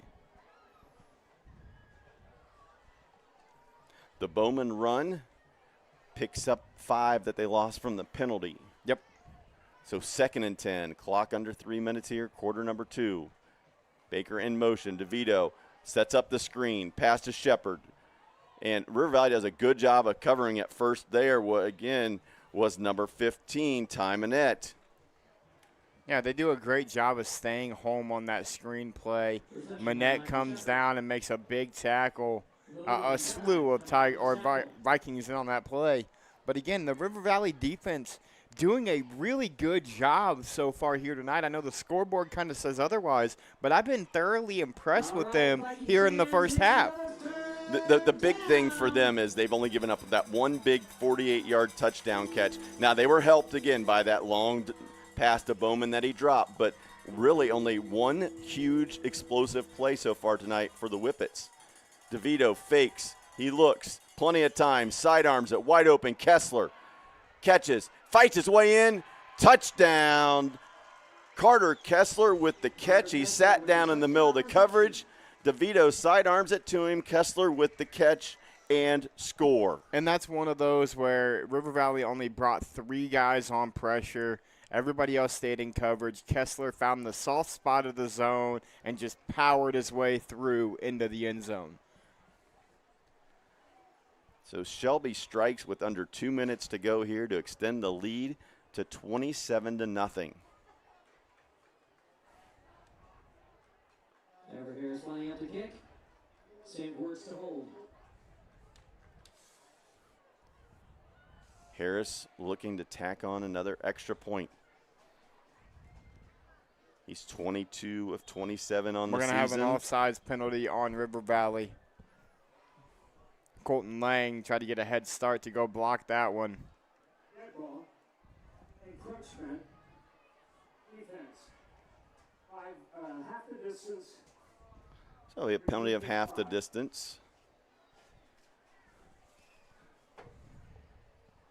The Whippets are going to keep the extra point unit on the field. Up big here in quarter 2. I'm not surprised. Just take your one.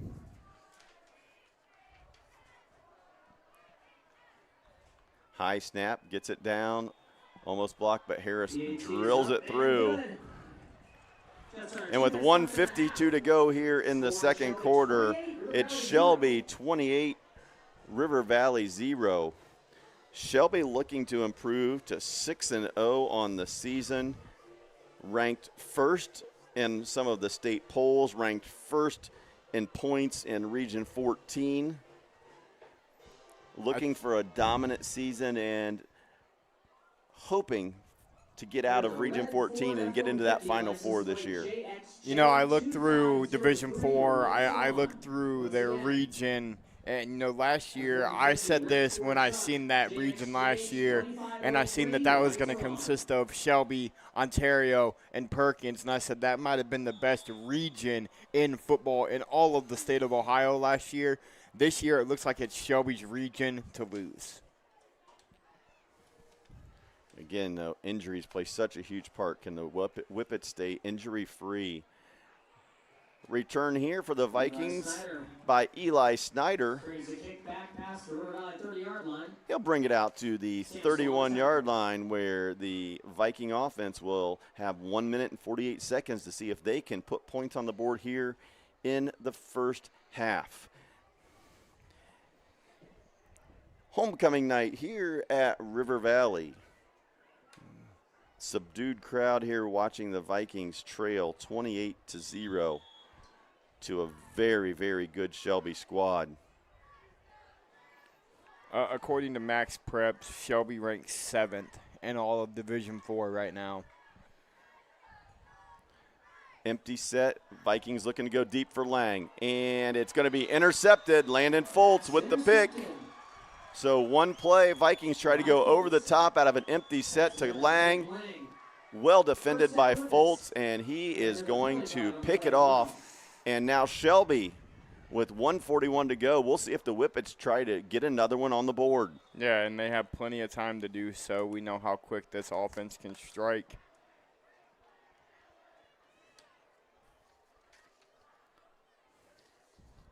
So one turnover each in the first half for these two squads. And off the turnover, Shelby will have the ball on their own 33-yard line to start the drive. 1:41 to go here, quarter number 2 at River Valley. Shelby leading 28-0. DeVito, quick throw on the bubble screen. Good blocking downfield and a quick gain of 8. There's Bowman again. Betty in on the tackle. Bedeye on the tackle. Second down. Just that quick pass to Bowman in space. Great blocking downfield.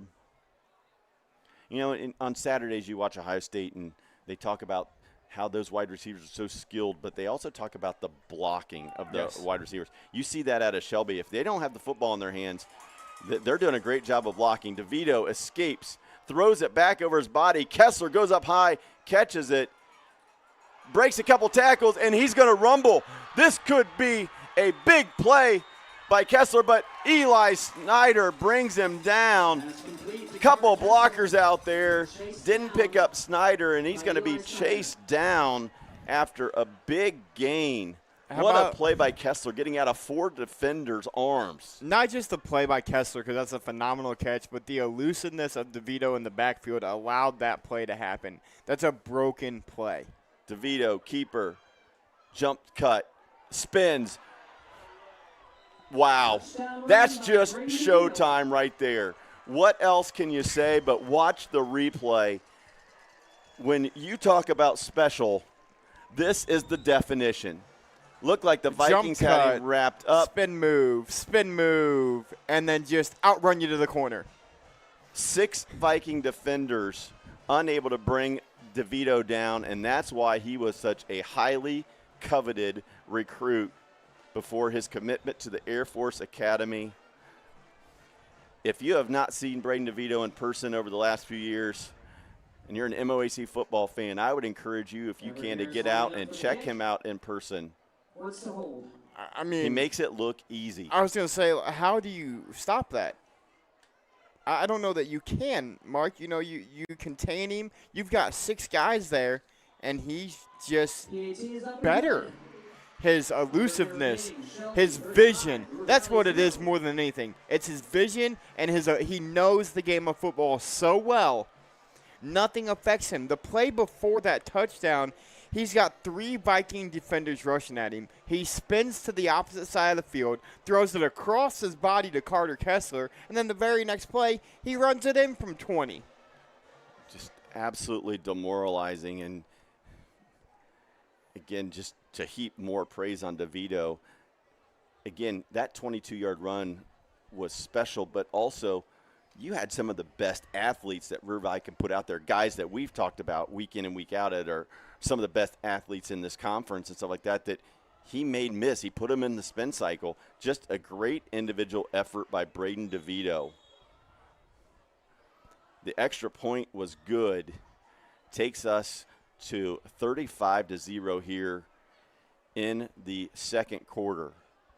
Kick goes to Lang. Lang on the return, and again going to be brought down right in the middle of the field about the 26-yard line. And, you know, we're going to talk about it real quick. I'll mention it. I just pulled up Region 14 this year, and I made the statement that it's Shelby's to lose. But let's just talk about the MOAC real quick here, Mark. 3 of the top 7 teams in Division 4 Region 14 are MOAC schools. Shelby's at 1, the Galleon Tigers at 4, and the Clear Fork Colts are sitting right there healthy at number 7. Yeah. And again, everybody that knows me and listens to our broadcast knows that I'm a huge MOAC fan. You get to the postseason, you love to root for all these MOAC teams. We know a lot of these guys as far as their coaches. We know a lot of the kids, huge fans. Those teams are solid. Obviously, you have an elite team here in Shelby. But again, we see it in other sports. It's that, I don't want to say watered down, but when there's only 105 teams, it spreads out the talent so much. Now, the good news is in those divisions this year so far, those MOAC teams are doing work, and they're working over some people. Now they're going to battle it out here in the second half of the conference season as they take on each other. But with that, we come to the conclusion of the first half here at River Valley. Your halftime score, Shelby 35, River Valley 0. We'll be right back for the halftime band show. You're watching Friday Night Football, MOAC style, on the OH Report.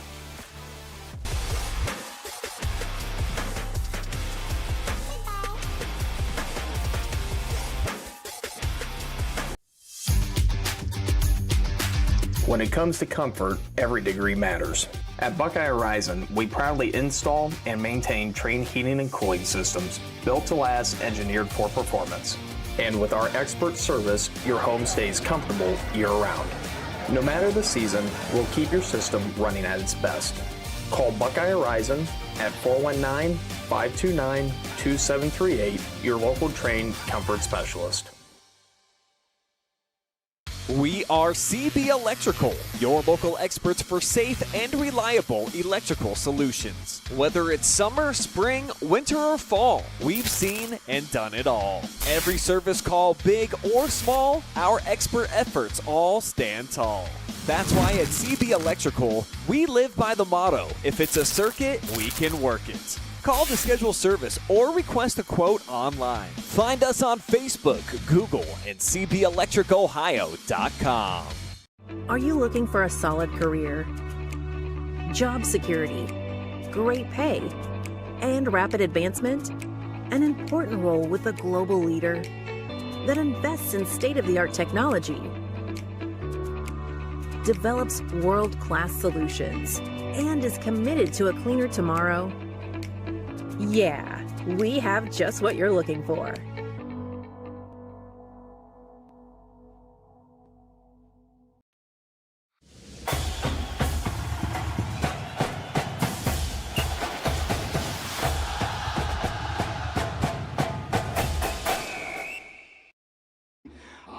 Time show highlights some of her most unforgettable songs, beginning with a track that shows off her darker, edgier side. From 2008, here is a haunting hit, Disturbia.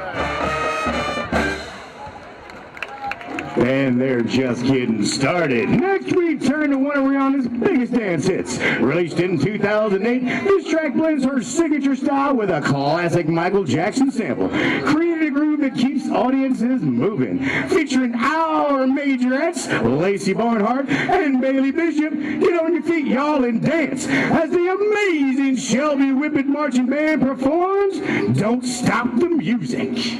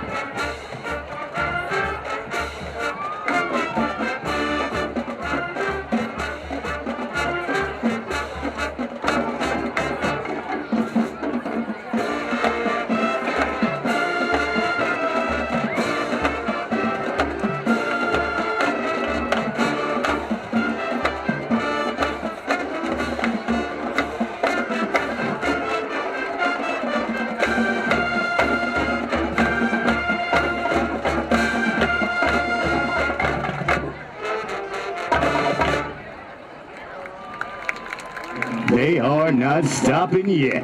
We close our halftime show with one of Rihanna's most iconic anthems. Released in 2011, this collaboration with Calvin Harris became a worldwide sensation and spent 10 weeks at #1 on the Billboard Hot 100. To finish strong, the amazing Shelby Whippet Marching Band brings it to life on the field. This is We Found Love.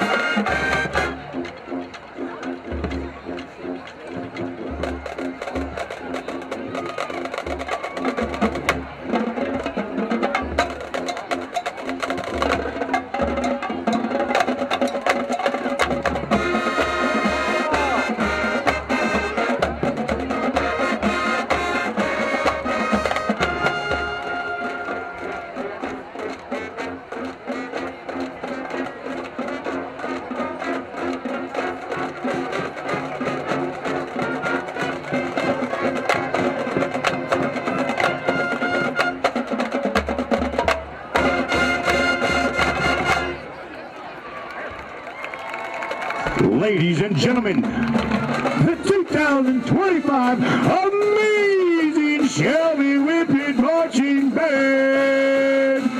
way to go!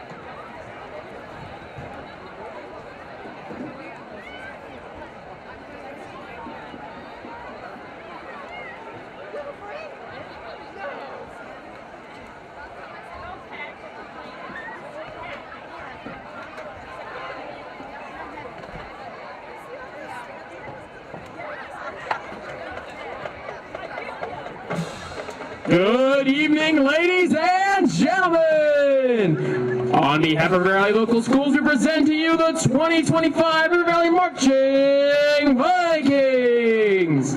Under the direction of Joshua Neff, drawline instructor Alex Concrete, color guard instructor Candy Color, and field direction of Camden Bradley, we bring to you 2010's Pop Tribute. Our journey begins through the 2010s, begins with the electrifying unstoppable groove. Get ready to feel the funk as this band unleashes the power of Mark Ronson and Bruno Mars' mega hit from 2014, Uptown Funk. With its driving bass line, undeniable energy, and inspiration from 80s funk, this song perfectly captures the swagger and soul of the decade.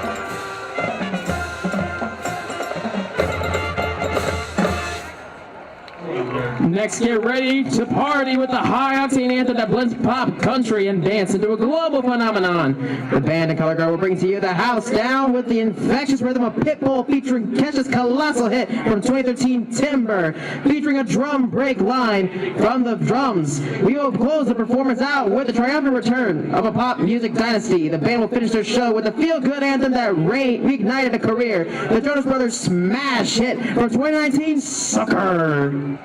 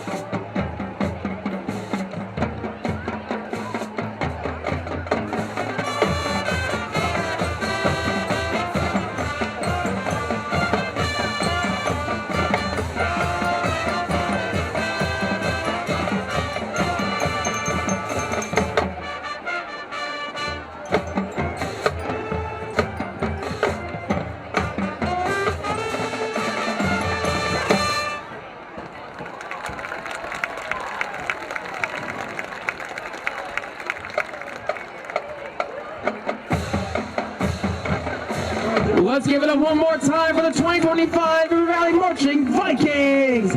Let's go Vikings!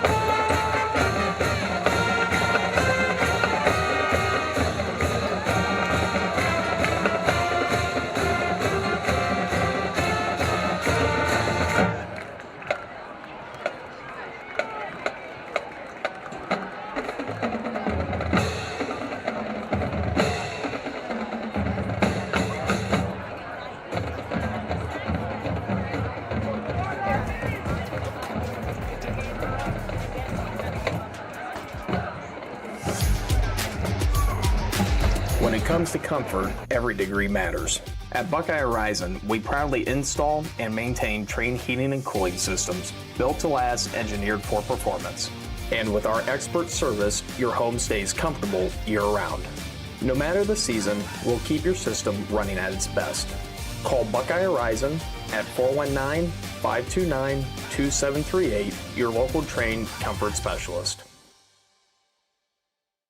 We are CB Electrical, your local experts for safe and reliable electrical solutions. Whether it's summer, spring, winter, or fall, we've seen and done it all. Every service call, big or small, our expert efforts all stand tall.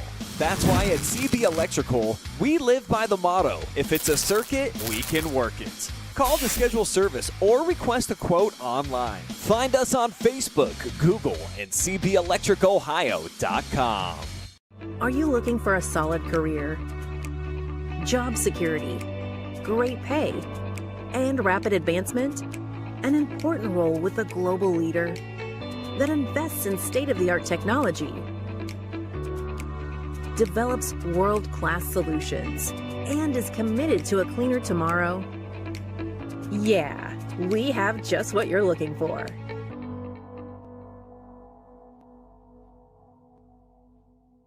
This is Jonathan Langdon. Catch me right here every Thursday for the Block Party presented by Bob and Bob Door Company, your place for volleyball highlights on the OH Report.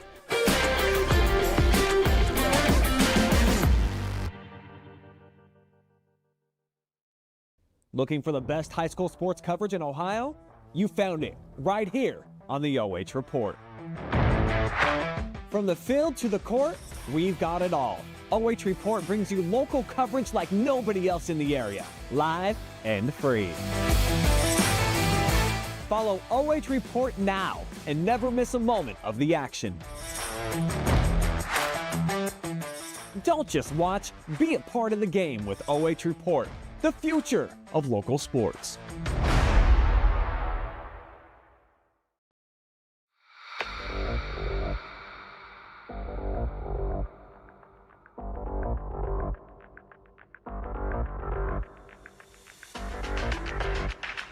Three, two, one. Welcome back to River Valley High School. It is halftime here in Caledonia. You're watching Friday Night Football live and free on the OH Report. Special thanks to all of our sponsors and our halftime show sponsor, Krista Smith, and all the folks at Coldwell Banking. All your real estate needs, give them a call. And here on the football field, it has been all Shelby tonight on the scoreboard and on the stat sheet. I mean, 307 yards total offense in the first half. And that's all everybody talks about, Mark, is this Shelby offense. But how about they've allowed 3 first downs, one of those on a penalty, and only 32 total yards of offense for River Valley. Well, coaches throughout the league know how good that Shelby defense is. They're first in the MOAC in yards allowed per game at just 181. As you said, well under that average tonight. They're holding River Valley well under that average tonight. River Valley just 32 yards in the first half here in this MOAC matchup. The Whippets trying to move to 6-0 overall and 3-0 in the MOAC. We talked a little bit there right before the half about the MOAC and the teams looking at the playoffs. And in Division 4, Region 14 specifically, 105 teams in Division 4. There's, I think, 25 in Region 14. Three MOAC teams at the top, and it's going to be really fun to see how this plays out when the Shelby Clear Fork start matching up. Shelby Galleon's already played. Yep. So there's going to be some games here that are going to move some people around if those teams can avoid the upset. And then you have other teams like this River Valley squad. They're 2-3. Looks like they're going to be 2-4. With the schedule they have coming up, they still have Clear Fork, they still have Galleon, they still have Ontario, and they still have Highland. Some tough games in there, but if you look at it from an opportunity standpoint, there's also an opportunity if you can pull off a couple of wins to get a lot of second-level points and try to vault yourself right back into that. Yeah, I mean, if you look at the teams ahead of them, it's Sandusky Perkins, who's 6-2 and 3. It's Bellevue, who sits at 3-2, who Shelby handled earlier in the season. It's Elida, who sits at 3-2. So it's all these teams that are similar record-wise to the Whippets. Well, and to the Vikings. Sorry, not the Whippets. The reality is, River Valley's going to be 2-4 after tonight. Depending on how things shake out, they could get in the playoffs at 4-6 because Absolutely. they're gonna have to beat a Galleon Clear Fork Ontario team that's going to have quite a bit of second level points. But 5-5 or 4-6 could possibly get River Valley into that one of those final spots. We start the second half. River Valley had won the coin toss, deferred, so the Vikings will get the football with the 35-point lead here at the half. We are under the running clock provision set by the OHSAA. So as River Valley takes over on their own 29-yard line, or excuse me, the 30-yard line is where they marked it, the clock will continue to roll. It's running right now, incompletions, anything like that. The only time it will stop will be for timeouts on the field of play. So River Valley trailing 35-0 after the kickoff. Almost a minute has already ran off the clock before the first snap of the second half. First snap is a draw play to Noah Wyrick, and he's going to be brought down behind the line of scrimmage. Number 79, Hunter Oney, 6'3", 250-pound senior defensive lineman. Going to be a loss of 2. River Valley just 30 yards of total offense on the night. Yeah, with that loss of 2, they go down to that 30 mark, and that's just looks like they're going to show pressure here. They drop out of it, zone look, rush 4. Doesn't matter. Smith down. The big fella, Sack. Carter Oney, made the tackle in the backfield. Hunter Oney. And then he makes the sack. I mean, this defense is absolutely outstanding. Back-to-back plays by Oney. And that'll take the line of scrimmage back to the 19 as the Whippets try to get some subs in.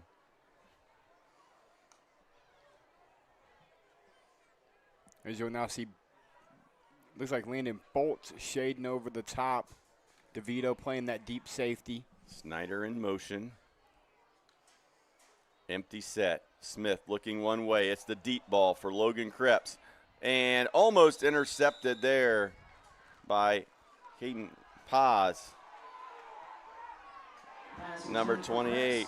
And he's going to get the flag. We're going to get an unsportsmanlike, I want to say, on pause. Kind of the extra talk after. Yeah, and little I think hand that gesture. Was, yeah. Okay, so Paz is a transfer. He's been at Marion Harding, football and basketball player. I think that was directed more towards the student section than anybody on the field, but Paz is going to get the penalty. And very, very quickly, some of the elder statesmen from the Shelby program are going to let him know that's not how we do things. Yeah, Brayden DeVito immediately went to Caden Paz and was like, look, dude, we cannot afford that. It's still going to be 4th down as Smith will stay on the field. We've seen him punt out of this formation a couple times this evening. But you can't afford that. It would have been 4th and 21, and now you're 4th and 6. So it's very possible that they do go for this. Yeah, I think they'll go for it. You're down 35-0 with the running clock.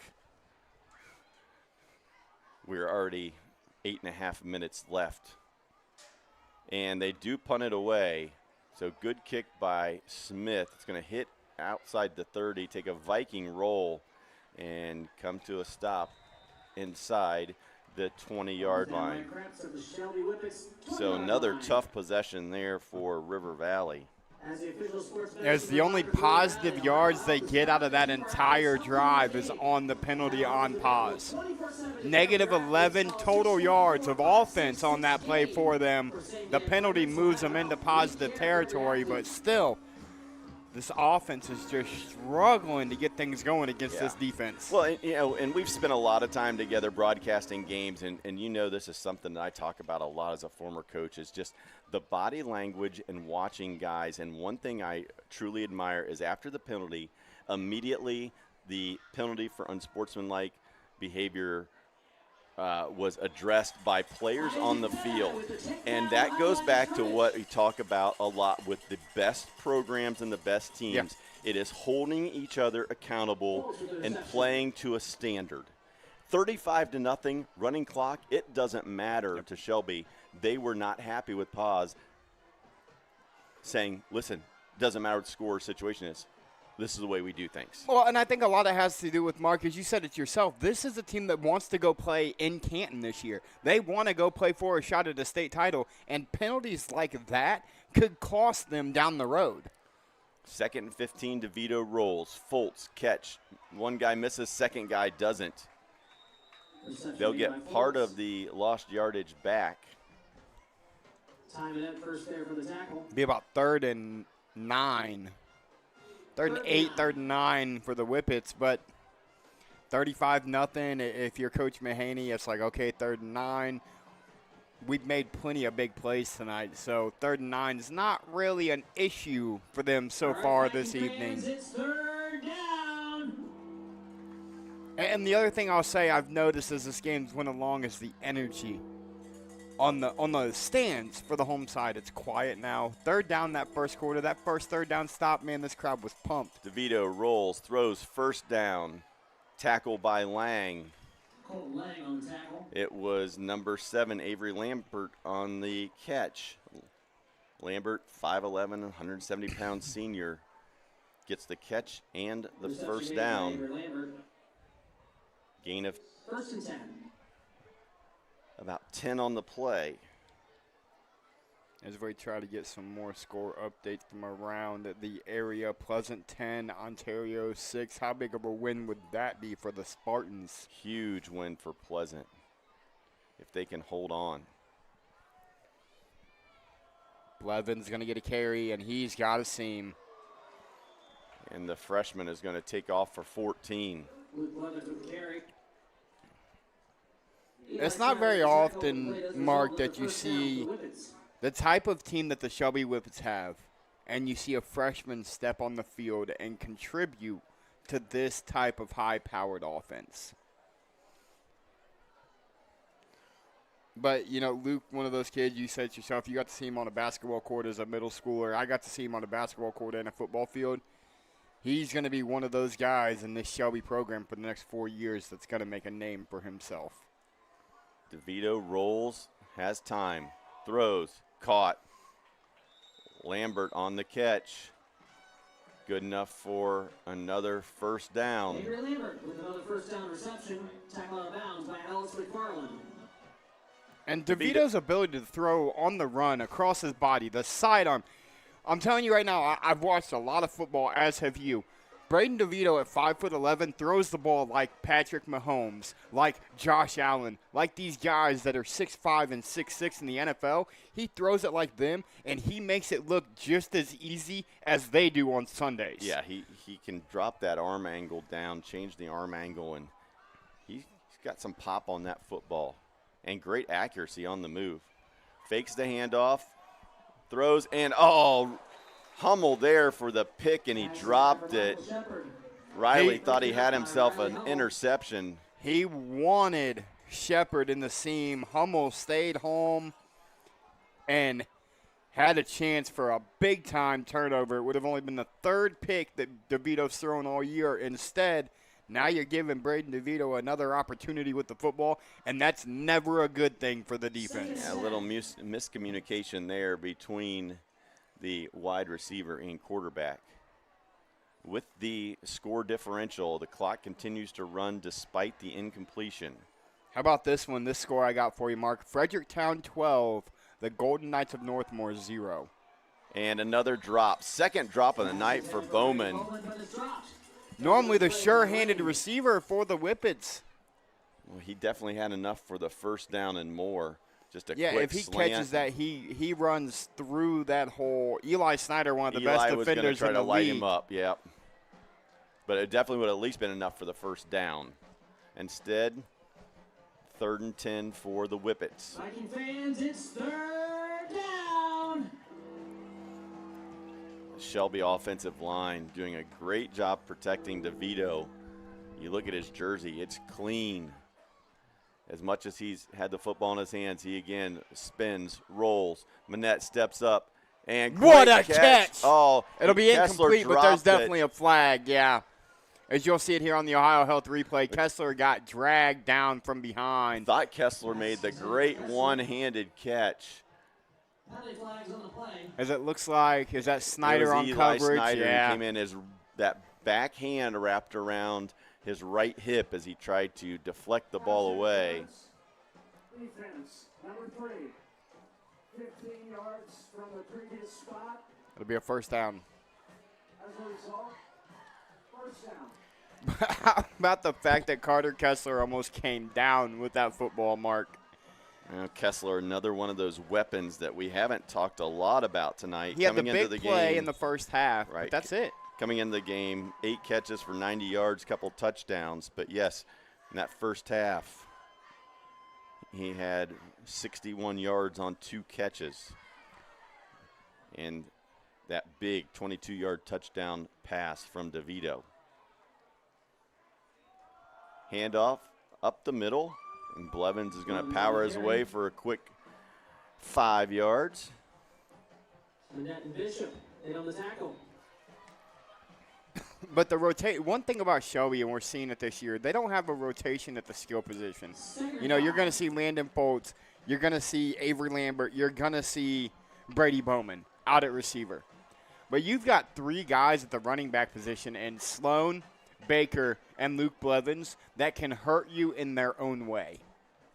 And you're not even accounting for the legs of Brayden DeVito. I mean, this offense alone could take a team a long way.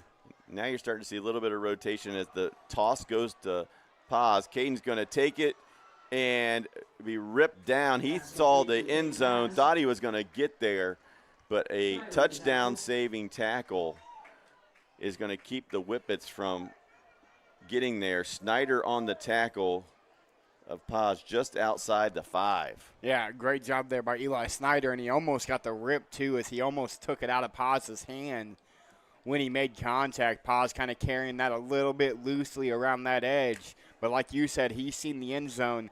One thing that I wish these kids would learn is switch hands. Yep. You're on that left side. Put that ball on that left sideline. Wow, that was a quick quarter. Yeah, but with the running clock, that quarter with no timeouts literally took us just over 12 minutes. So at the end of 3, it's Shelby 35, River Valley 0. We'll be back to bring you fourth quarter action from River Valley. You're watching Friday Night Football live and free on the OH Report.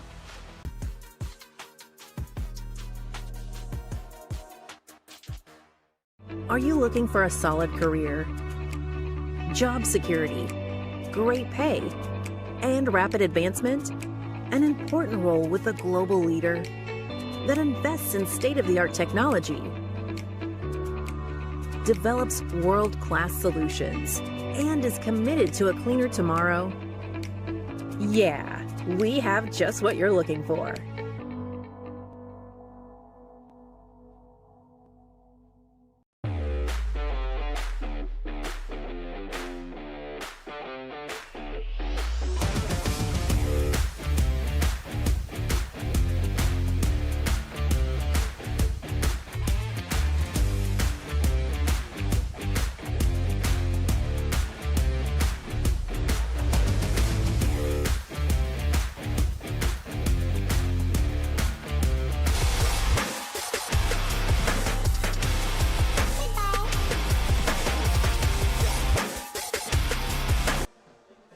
It is MOAC Football live and free on the OH Report. Tonight we're coming to you from River Valley High School in Caledonia, Ohio, where the visiting Shelby Whippets have dominated play, leading 35-0 at the half.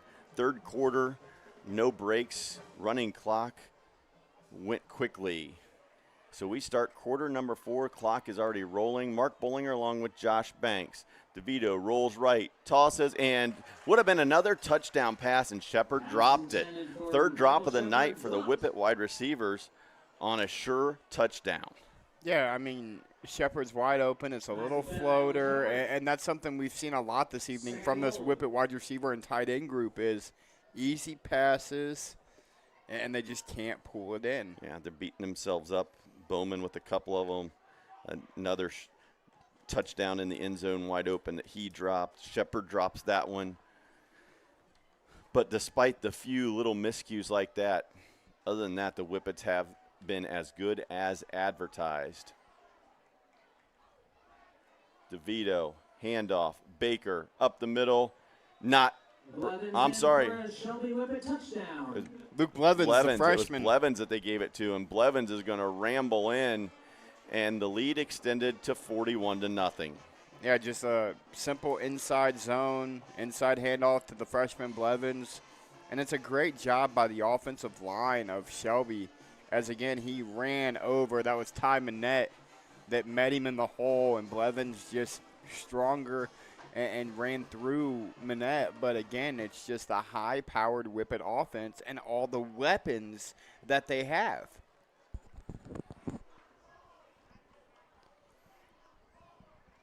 Clock continues to roll as we near 10 minutes. Extra point. The kick is up and good by Everett Harris. So with 10:09 to go at River Valley, it's Shelby 42, River Valley 0. We'll be right back after this quick break. In business and ag banking, it's not just about the numbers, it's about the people. At First Federal Community Bank, we believe relationships are the foundation of every successful partnership. We can help you grow your farm through various ag programs, including working with our local FSA offices, as well as Farmer Mac. We have many commercial business programs to help make your day-to-day operations easy and convenient. Because when you bank with us, you're not just a customer, you're family.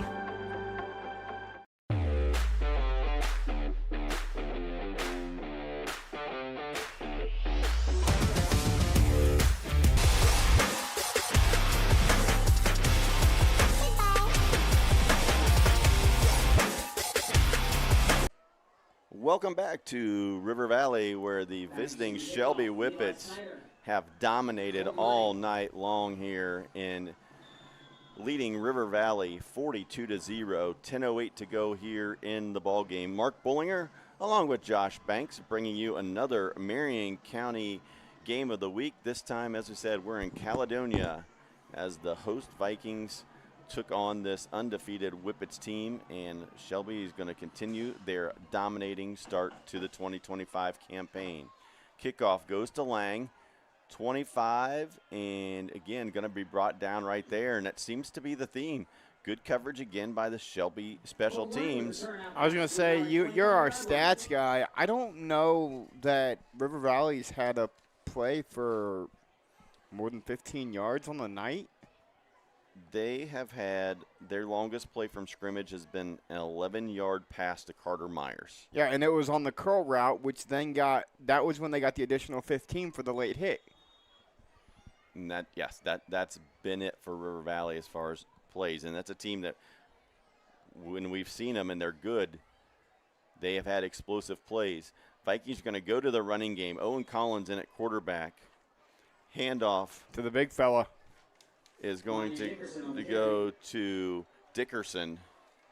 Wanye Dickerson on the carry.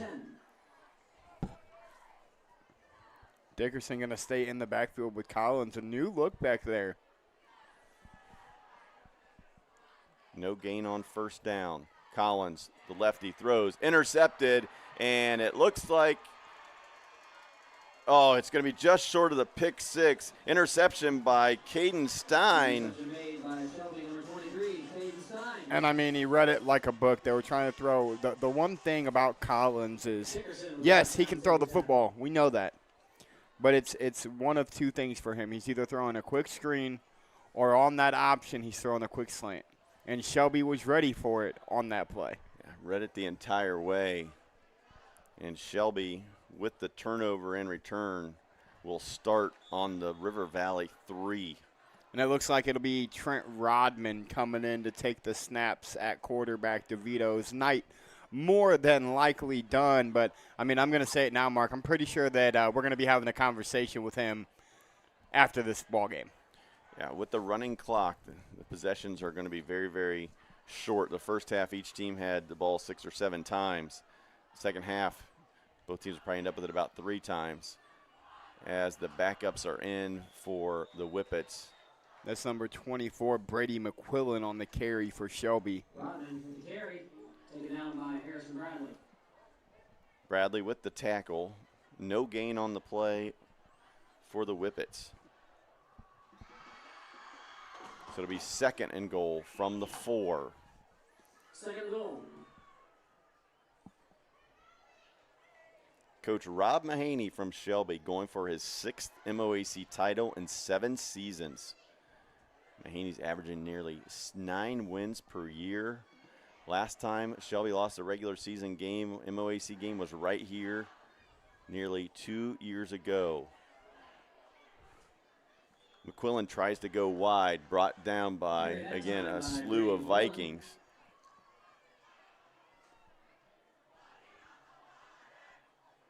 Eli Snyder comes from the backside, brings him down. No gain on the play, so Viking defense trying to keep this score at 42-0. Blevins going to come back into the backfield again, see if he can get a 2nd of the evening.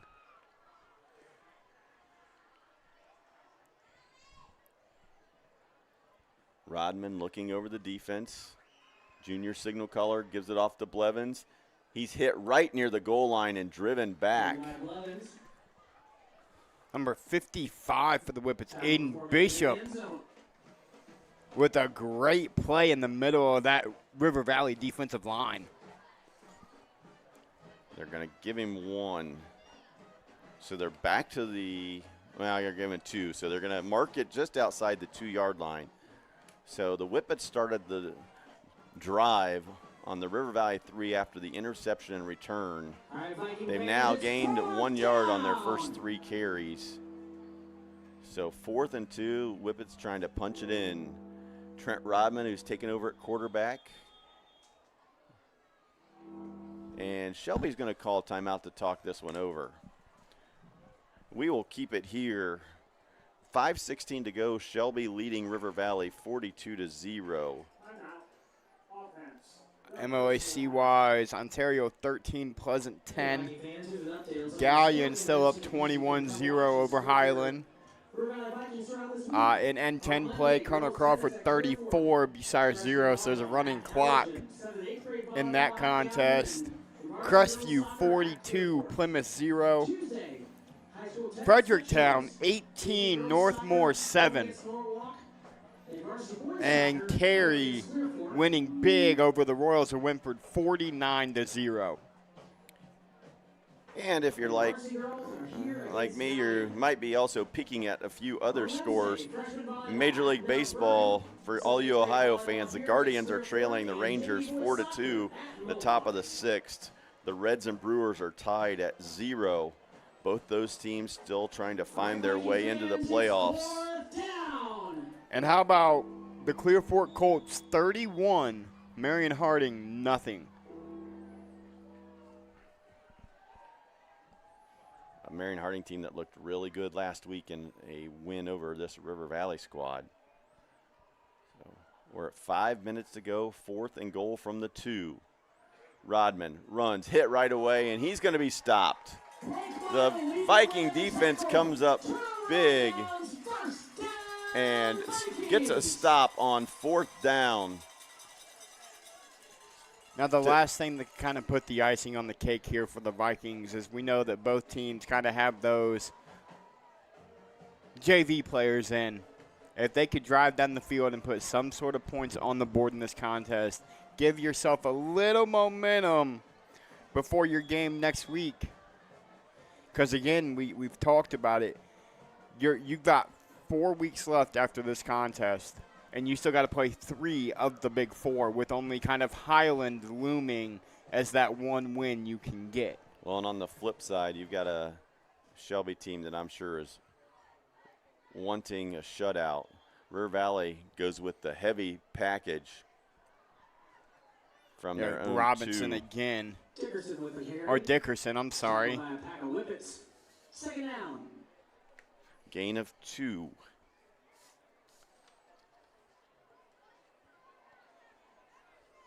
The Vikings have just simply been unable to generate any kind of offense tonight. I'll be curious to see what the final number is going to be for River Valley here this evening offensively. Another carry by Dickerson with another gain. 3rd down. As we'll kind of go over that in our post-game show. But this Shelby, and again, the numbers tell you how good they are. First in the MOAC at 180 yards a game. Throughout the entire season, they've only given up 211 in their 3 non-conference games as well. Everybody talks about offense, but, man, defense wins championships, Mark. Oh, I unofficially have River Valley for 38 yards of total offense, just 6 here in the second half. Of course, again, with the running clock, possessions have been very limited. Collins going to scramble, and great form tackle there. Number 23, Caden Stein. 6-foot sophomore. And, again, you'll see it on the Ohio Health replay. You said it best, Mark. A great form tackle. Broke down. That head went on the outside hip, and he just drove through Collins. 4th and 1, ball on the 12-yard line. Vikings going to go empty set, and a little confusion here with personnel for River Valley.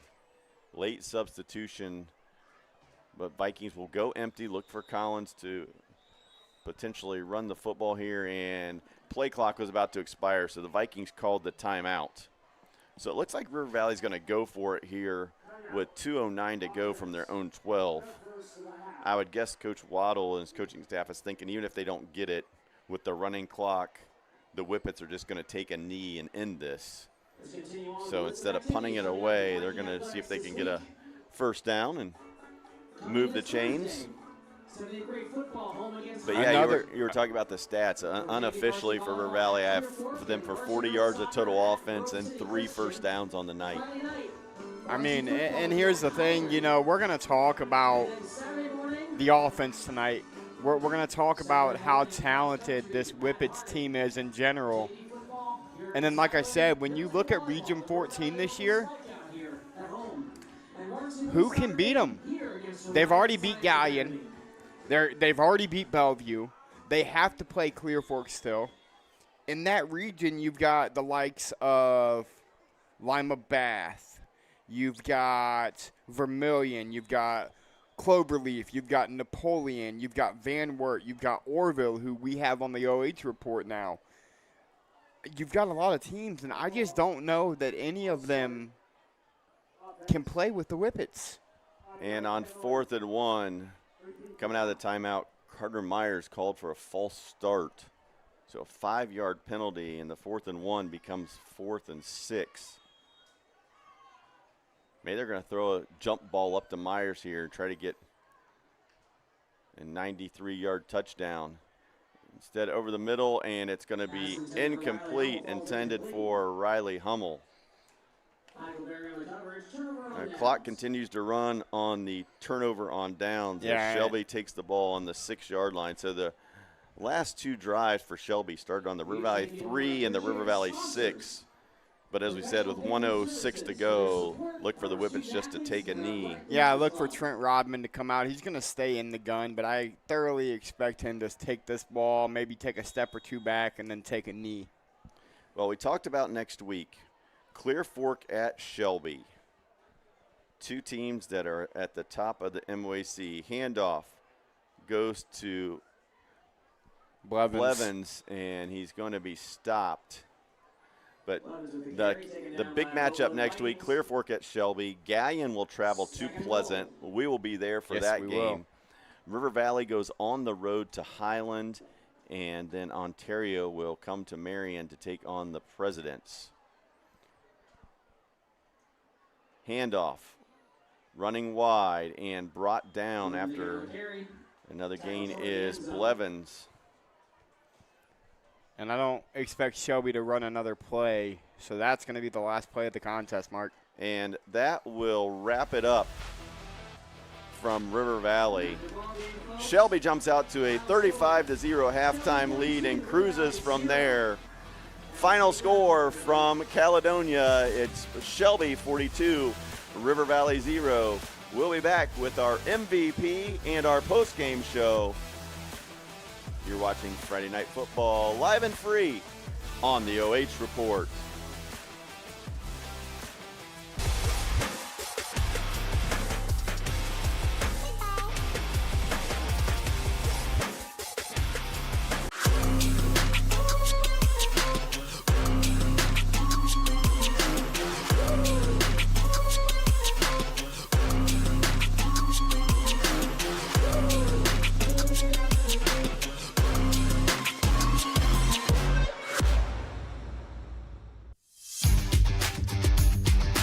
When it comes to comfort, every degree matters. At Buckeye Horizon, we proudly install and maintain train heating and cooling systems built to last, engineered for performance. And with our expert service, your home stays comfortable year-round. No matter the season, we'll keep your system running at its best. Call Buckeye Horizon at 419-529-2738, your local trained comfort specialist. We are CB Electrical, your local experts for safe and reliable electrical solutions. Whether it's summer, spring, winter, or fall, we've seen and done it all. Every service call, big or small, our expert efforts all stand tall. That's why at CB Electrical, we live by the motto, if it's a circuit, we can work it. Call to schedule service or request a quote online. Find us on Facebook, Google, and cbelectricohio.com. Are you looking for a solid career, job security, great pay, and rapid advancement? An important role with a global leader that invests in state-of-the-art technology, develops world-class solutions, and is committed to a cleaner tomorrow? Yeah, we have just what you're looking for.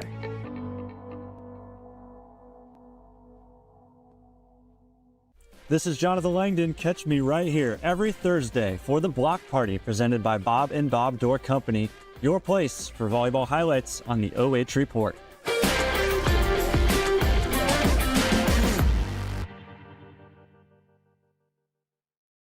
Take a look at all the action from Friday Night Football right here in North Central Ohio with great analysis, highlights, coach interviews, and so much more every single Friday night right here on the OH Report.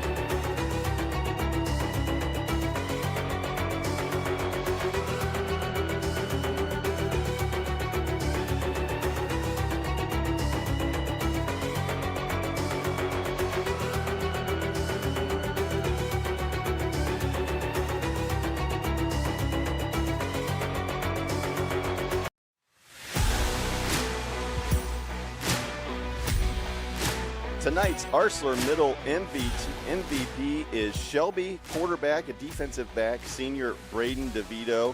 And Brayden, coming into tonight, you're playing a River Valley team that was the last team to give you a regular season MOAC loss. Some people were thinking, will the Whippets be looking ahead to Clear Fork next week? But not at all. Just talk about the mindset of this group. Yeah, we definitely came in knowing about what happened last time we were here. Last time we were here, we were very slow to come out and slow as a whole game because I feel like it started with our weekly prep and then our mindset when we got here during warm-ups. I mean, I heard guys complain about grass, all these different stuff that we couldn't change. So this year, our leaders made sure to let everyone know we're coming here to on a business trip and none of the stuff that we can't control will affect us tonight. Well, they came here on a business trip and they took care of business. Shelby jumping out to a 35-0 lead at the half, and obviously you put up great career numbers. We've talked about you at all during the broadcast. Everybody knows how good of a player you are, but talk about the guys around you, especially on the offensive side right now. That offensive line and those skill players. Yeah, I'm so fortunate. I mean, everyone can say what they want about my stats and what I do, but at the end of the day, I can't do it without any of those guys. I mean, my O-line's been great all throughout my career, and this year they're doing a heck of a job all season long. And then my skill players, I mean, I got weapons all around me that just make my job so easy. So I just get them the ball and let them do what they do. Offensive side, obviously you guys just put up points galore almost every Friday night. But on the defensive side of the ball, maybe not as much recognition, but man, that defense gets it done. Came into tonight first in the MOAC in yardage per game allowed. Tonight, unofficially, we had you holding River Valley to 40 yards of total offense. Yes, sir. I'm so proud of our defense. And credit goes to our defensive line. I mean, those guys create havoc up front and give quarterbacks a problem, man. When they can do that, it makes linebackers and us DBs' job so much easier. So it starts with the D-line, and, man, just coming into this game, we knew that they were an offense that liked to throw the ball and sling it around. So for our D-line to get to the quarterback as much as they did, I got to give props to them. Well, obviously one of the elite players in the MOAC, not just this year, but in MOAC history. Been through the recruiting process. A lot of different talk about where you're going. Obviously, offers coming in from all over. You ended up choosing the Air Force Academy. Just tell us a little bit about that. It's such a high honor, but tell us what made that your decision. Yeah, ultimately what it came down to was the amazing opportunity that it provided on and off the field. I mean, it's going to set me and my future family up for life off the field, and then on the field it's great football and a great conference and still a chance to achieve my ultimate dream to go to the NFL. So it puts me in front of eyes, and ultimately, it felt, when I was in Colorado Springs, it felt like home. I mean, the coaches and the players and the brotherhood that they had there, it just felt like home. I felt comfortable, and it was the place for me. And I go into a scheme that fits what I already do here. And a lot of people are asking, what am I going to play as? They're letting me play quarterback. So that's what I wanted to do, and it's a great offense, I think, for me. Well, and that was a big question we had, is whether they're recruiting you as an athlete, going to move you to a DB, or what. But it's good to know that you're going to go out there and play quarterback. And I know, obviously, you're going to have a huge amount of Shelby fans following your journey out to Colorado Springs to play for Air Force. But just the MOAC in North Central Ohio in general, you've got a lot of fans at other schools that just appreciate everything you've done on the field, on the court, but most importantly, off the field and off the court. So the big question that a lot of people are asking, though, are you going to leave early, or are you going to stick around, play basketball, run track for the Whippets? So, fortunately, for what I wanted to do, I wanted to live out the rest of my senior year. You only get one of those, so I will be staying and playing basketball and running track. Air Force doesn't really do early enrollment because everyone has to go through the same process, and there's a certain process when you first get there. So I'll leave in June next year, and I'm excited for my senior year. Well, he is our Arsler Middle MVP tonight. Senior quarterback, Brayden DeVito, 3 more rushing touchdowns, 2 more passing touchdowns, and as we talked about, a winner not just on the field but off the field. Best of luck to Brayden and the Whippets as they continue on in their season in a quest for a state championship. Thank you so much.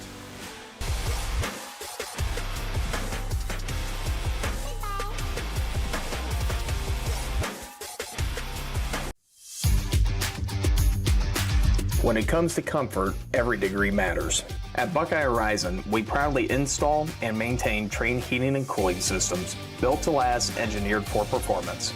And with our expert service, your home stays comfortable year-round. No matter the season, we'll keep your system running at its best. Call Buckeye Horizon at 419-529-2738, your local trained comfort specialist. We are CB Electrical, your local experts for safe and reliable electrical solutions. Whether it's summer, spring, winter, or fall, we've seen and done it all. Every service call, big or small, our expert efforts all stand tall. That's why at CB Electrical, we live by the motto, if it's a circuit, we can work it. Call to schedule service or request a quote online. Find us on Facebook, Google, and cbelectricohio.com. Are you looking for a solid career, job security, great pay, and rapid advancement? An important role with a global leader that invests in state-of-the-art technology, develops world-class solutions, and is committed to a cleaner tomorrow? Yeah, we have just what you're looking for.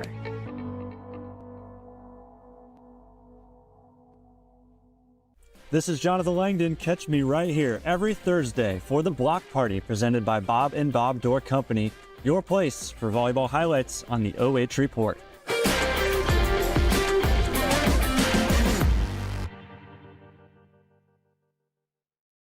Looking for the best high school sports coverage in Ohio? You found it right here on the OH Report. From the field to the court, we've got it all. OH Report brings you local coverage like nobody else in the area, live and free. Follow OH Report now and never miss a moment of the action. Don't just watch, be a part of the game with OH Report, the future of local sports.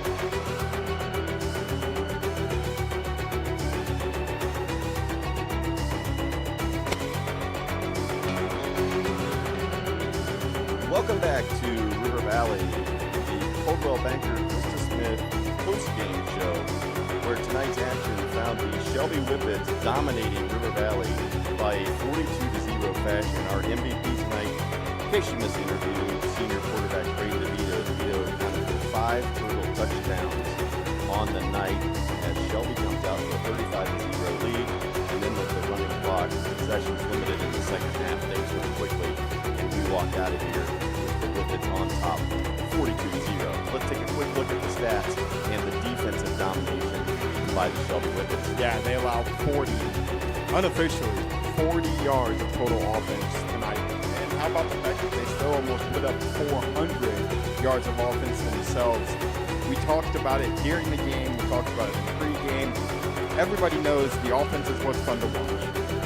But everybody also knows that the defense is what's going to get you in Tom Benson Memorial Stadium to play for a state title. Yep, offense sells tickets, defense wins championships, and that defense tonight was solid once again for the Whippets, holding the Vikings to just 3 total first downs, 40 yards of total offense. And then again on the offensive side, like we talked about, the Whippets just have weapons all over the place, and the quarterback, Brayden DeVito, knows how to use them. Yeah, Brayden DeVito is a special athlete. You know, you got to hearing that he's going to Air Force, and I was talking about on the way over. The atmosphere was great for him, and I think he's most thrilled that he's going to get to stay under center for the Falcons for Air Force and play some quarterback. And I'll tell you what, if he can do what he does with these kinds of athletes, imagine what that young man's going to be able to do at the college level with those athletes that they bring.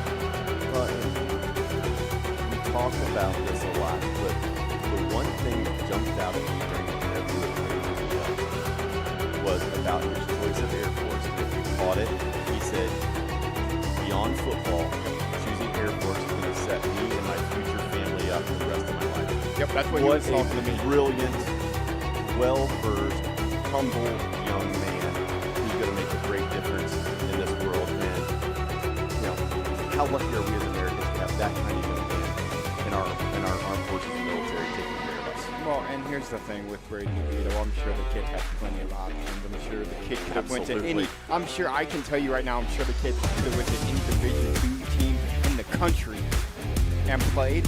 He chose to go to one of the teams that's not the best, man. They're not the best college football team. They're a very talented team, but they're an academy. He didn't make the choice for the football team. He made the choice for his future and what it's going to do for him and the family that he wants to have down the line. And he did, you know, you talk about Division II, but he also had tons of Division I offers. I mean, you know, unfortunately in this world we live in, you know, they look at like, oh, we'll get Ohio State or whatever. Those are such elite, the percentage of guys that get offers in places like that will show you the fact that a guy from Shelby, Ohio, can get all these offers at all these different Division I schools, and for him to make that choice, and as he also said, he also wants to try to live out the dream. He still has the dream of making it to the NFL. I tell you what, there's no doubt in my mind after seeing him tonight and some of the throws that he can make and some of the things that he's capable of doing. You know, you think about the NFL now, the likes of Kyler Murray, Dylan Gabriel, our rookie for the Browns, Tua Tagovailoa at the Dolphins, even a Baker Mayfield are a very similar stature and a very similar ability to what we see out of Brayden DeVito. So the possibilities are endless for that young man.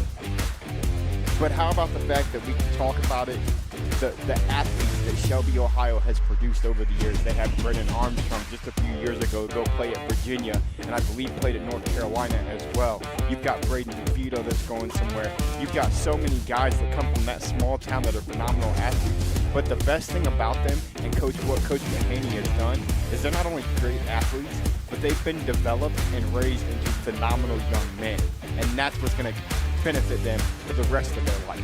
Absolutely. And so on the football field again, River Valley falls tonight to Shelby 42-0. Vikings fall to 1-2 in the MOAC, now have lost 2 consecutive games, while Shelby improves to 6-0 overall, 3-0 in the MOAC, and it sets up a huge showdown next week between the 2 frontrunners in the MOAC, Shelby and River. Yeah, 2 frontrunners in the MOAC is going to be clashed out. We'll have a highlight for you of that next week for sure on the OH.REPORT. But we're going to get out of here, Mark. I'm going to go home and get a highlight put together.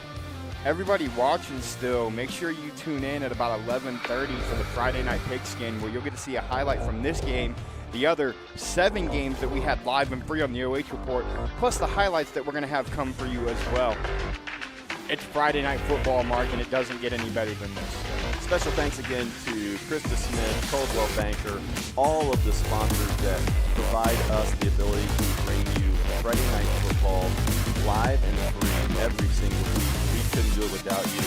We appreciate you and hope that all of our fans out there will take care of those sponsors.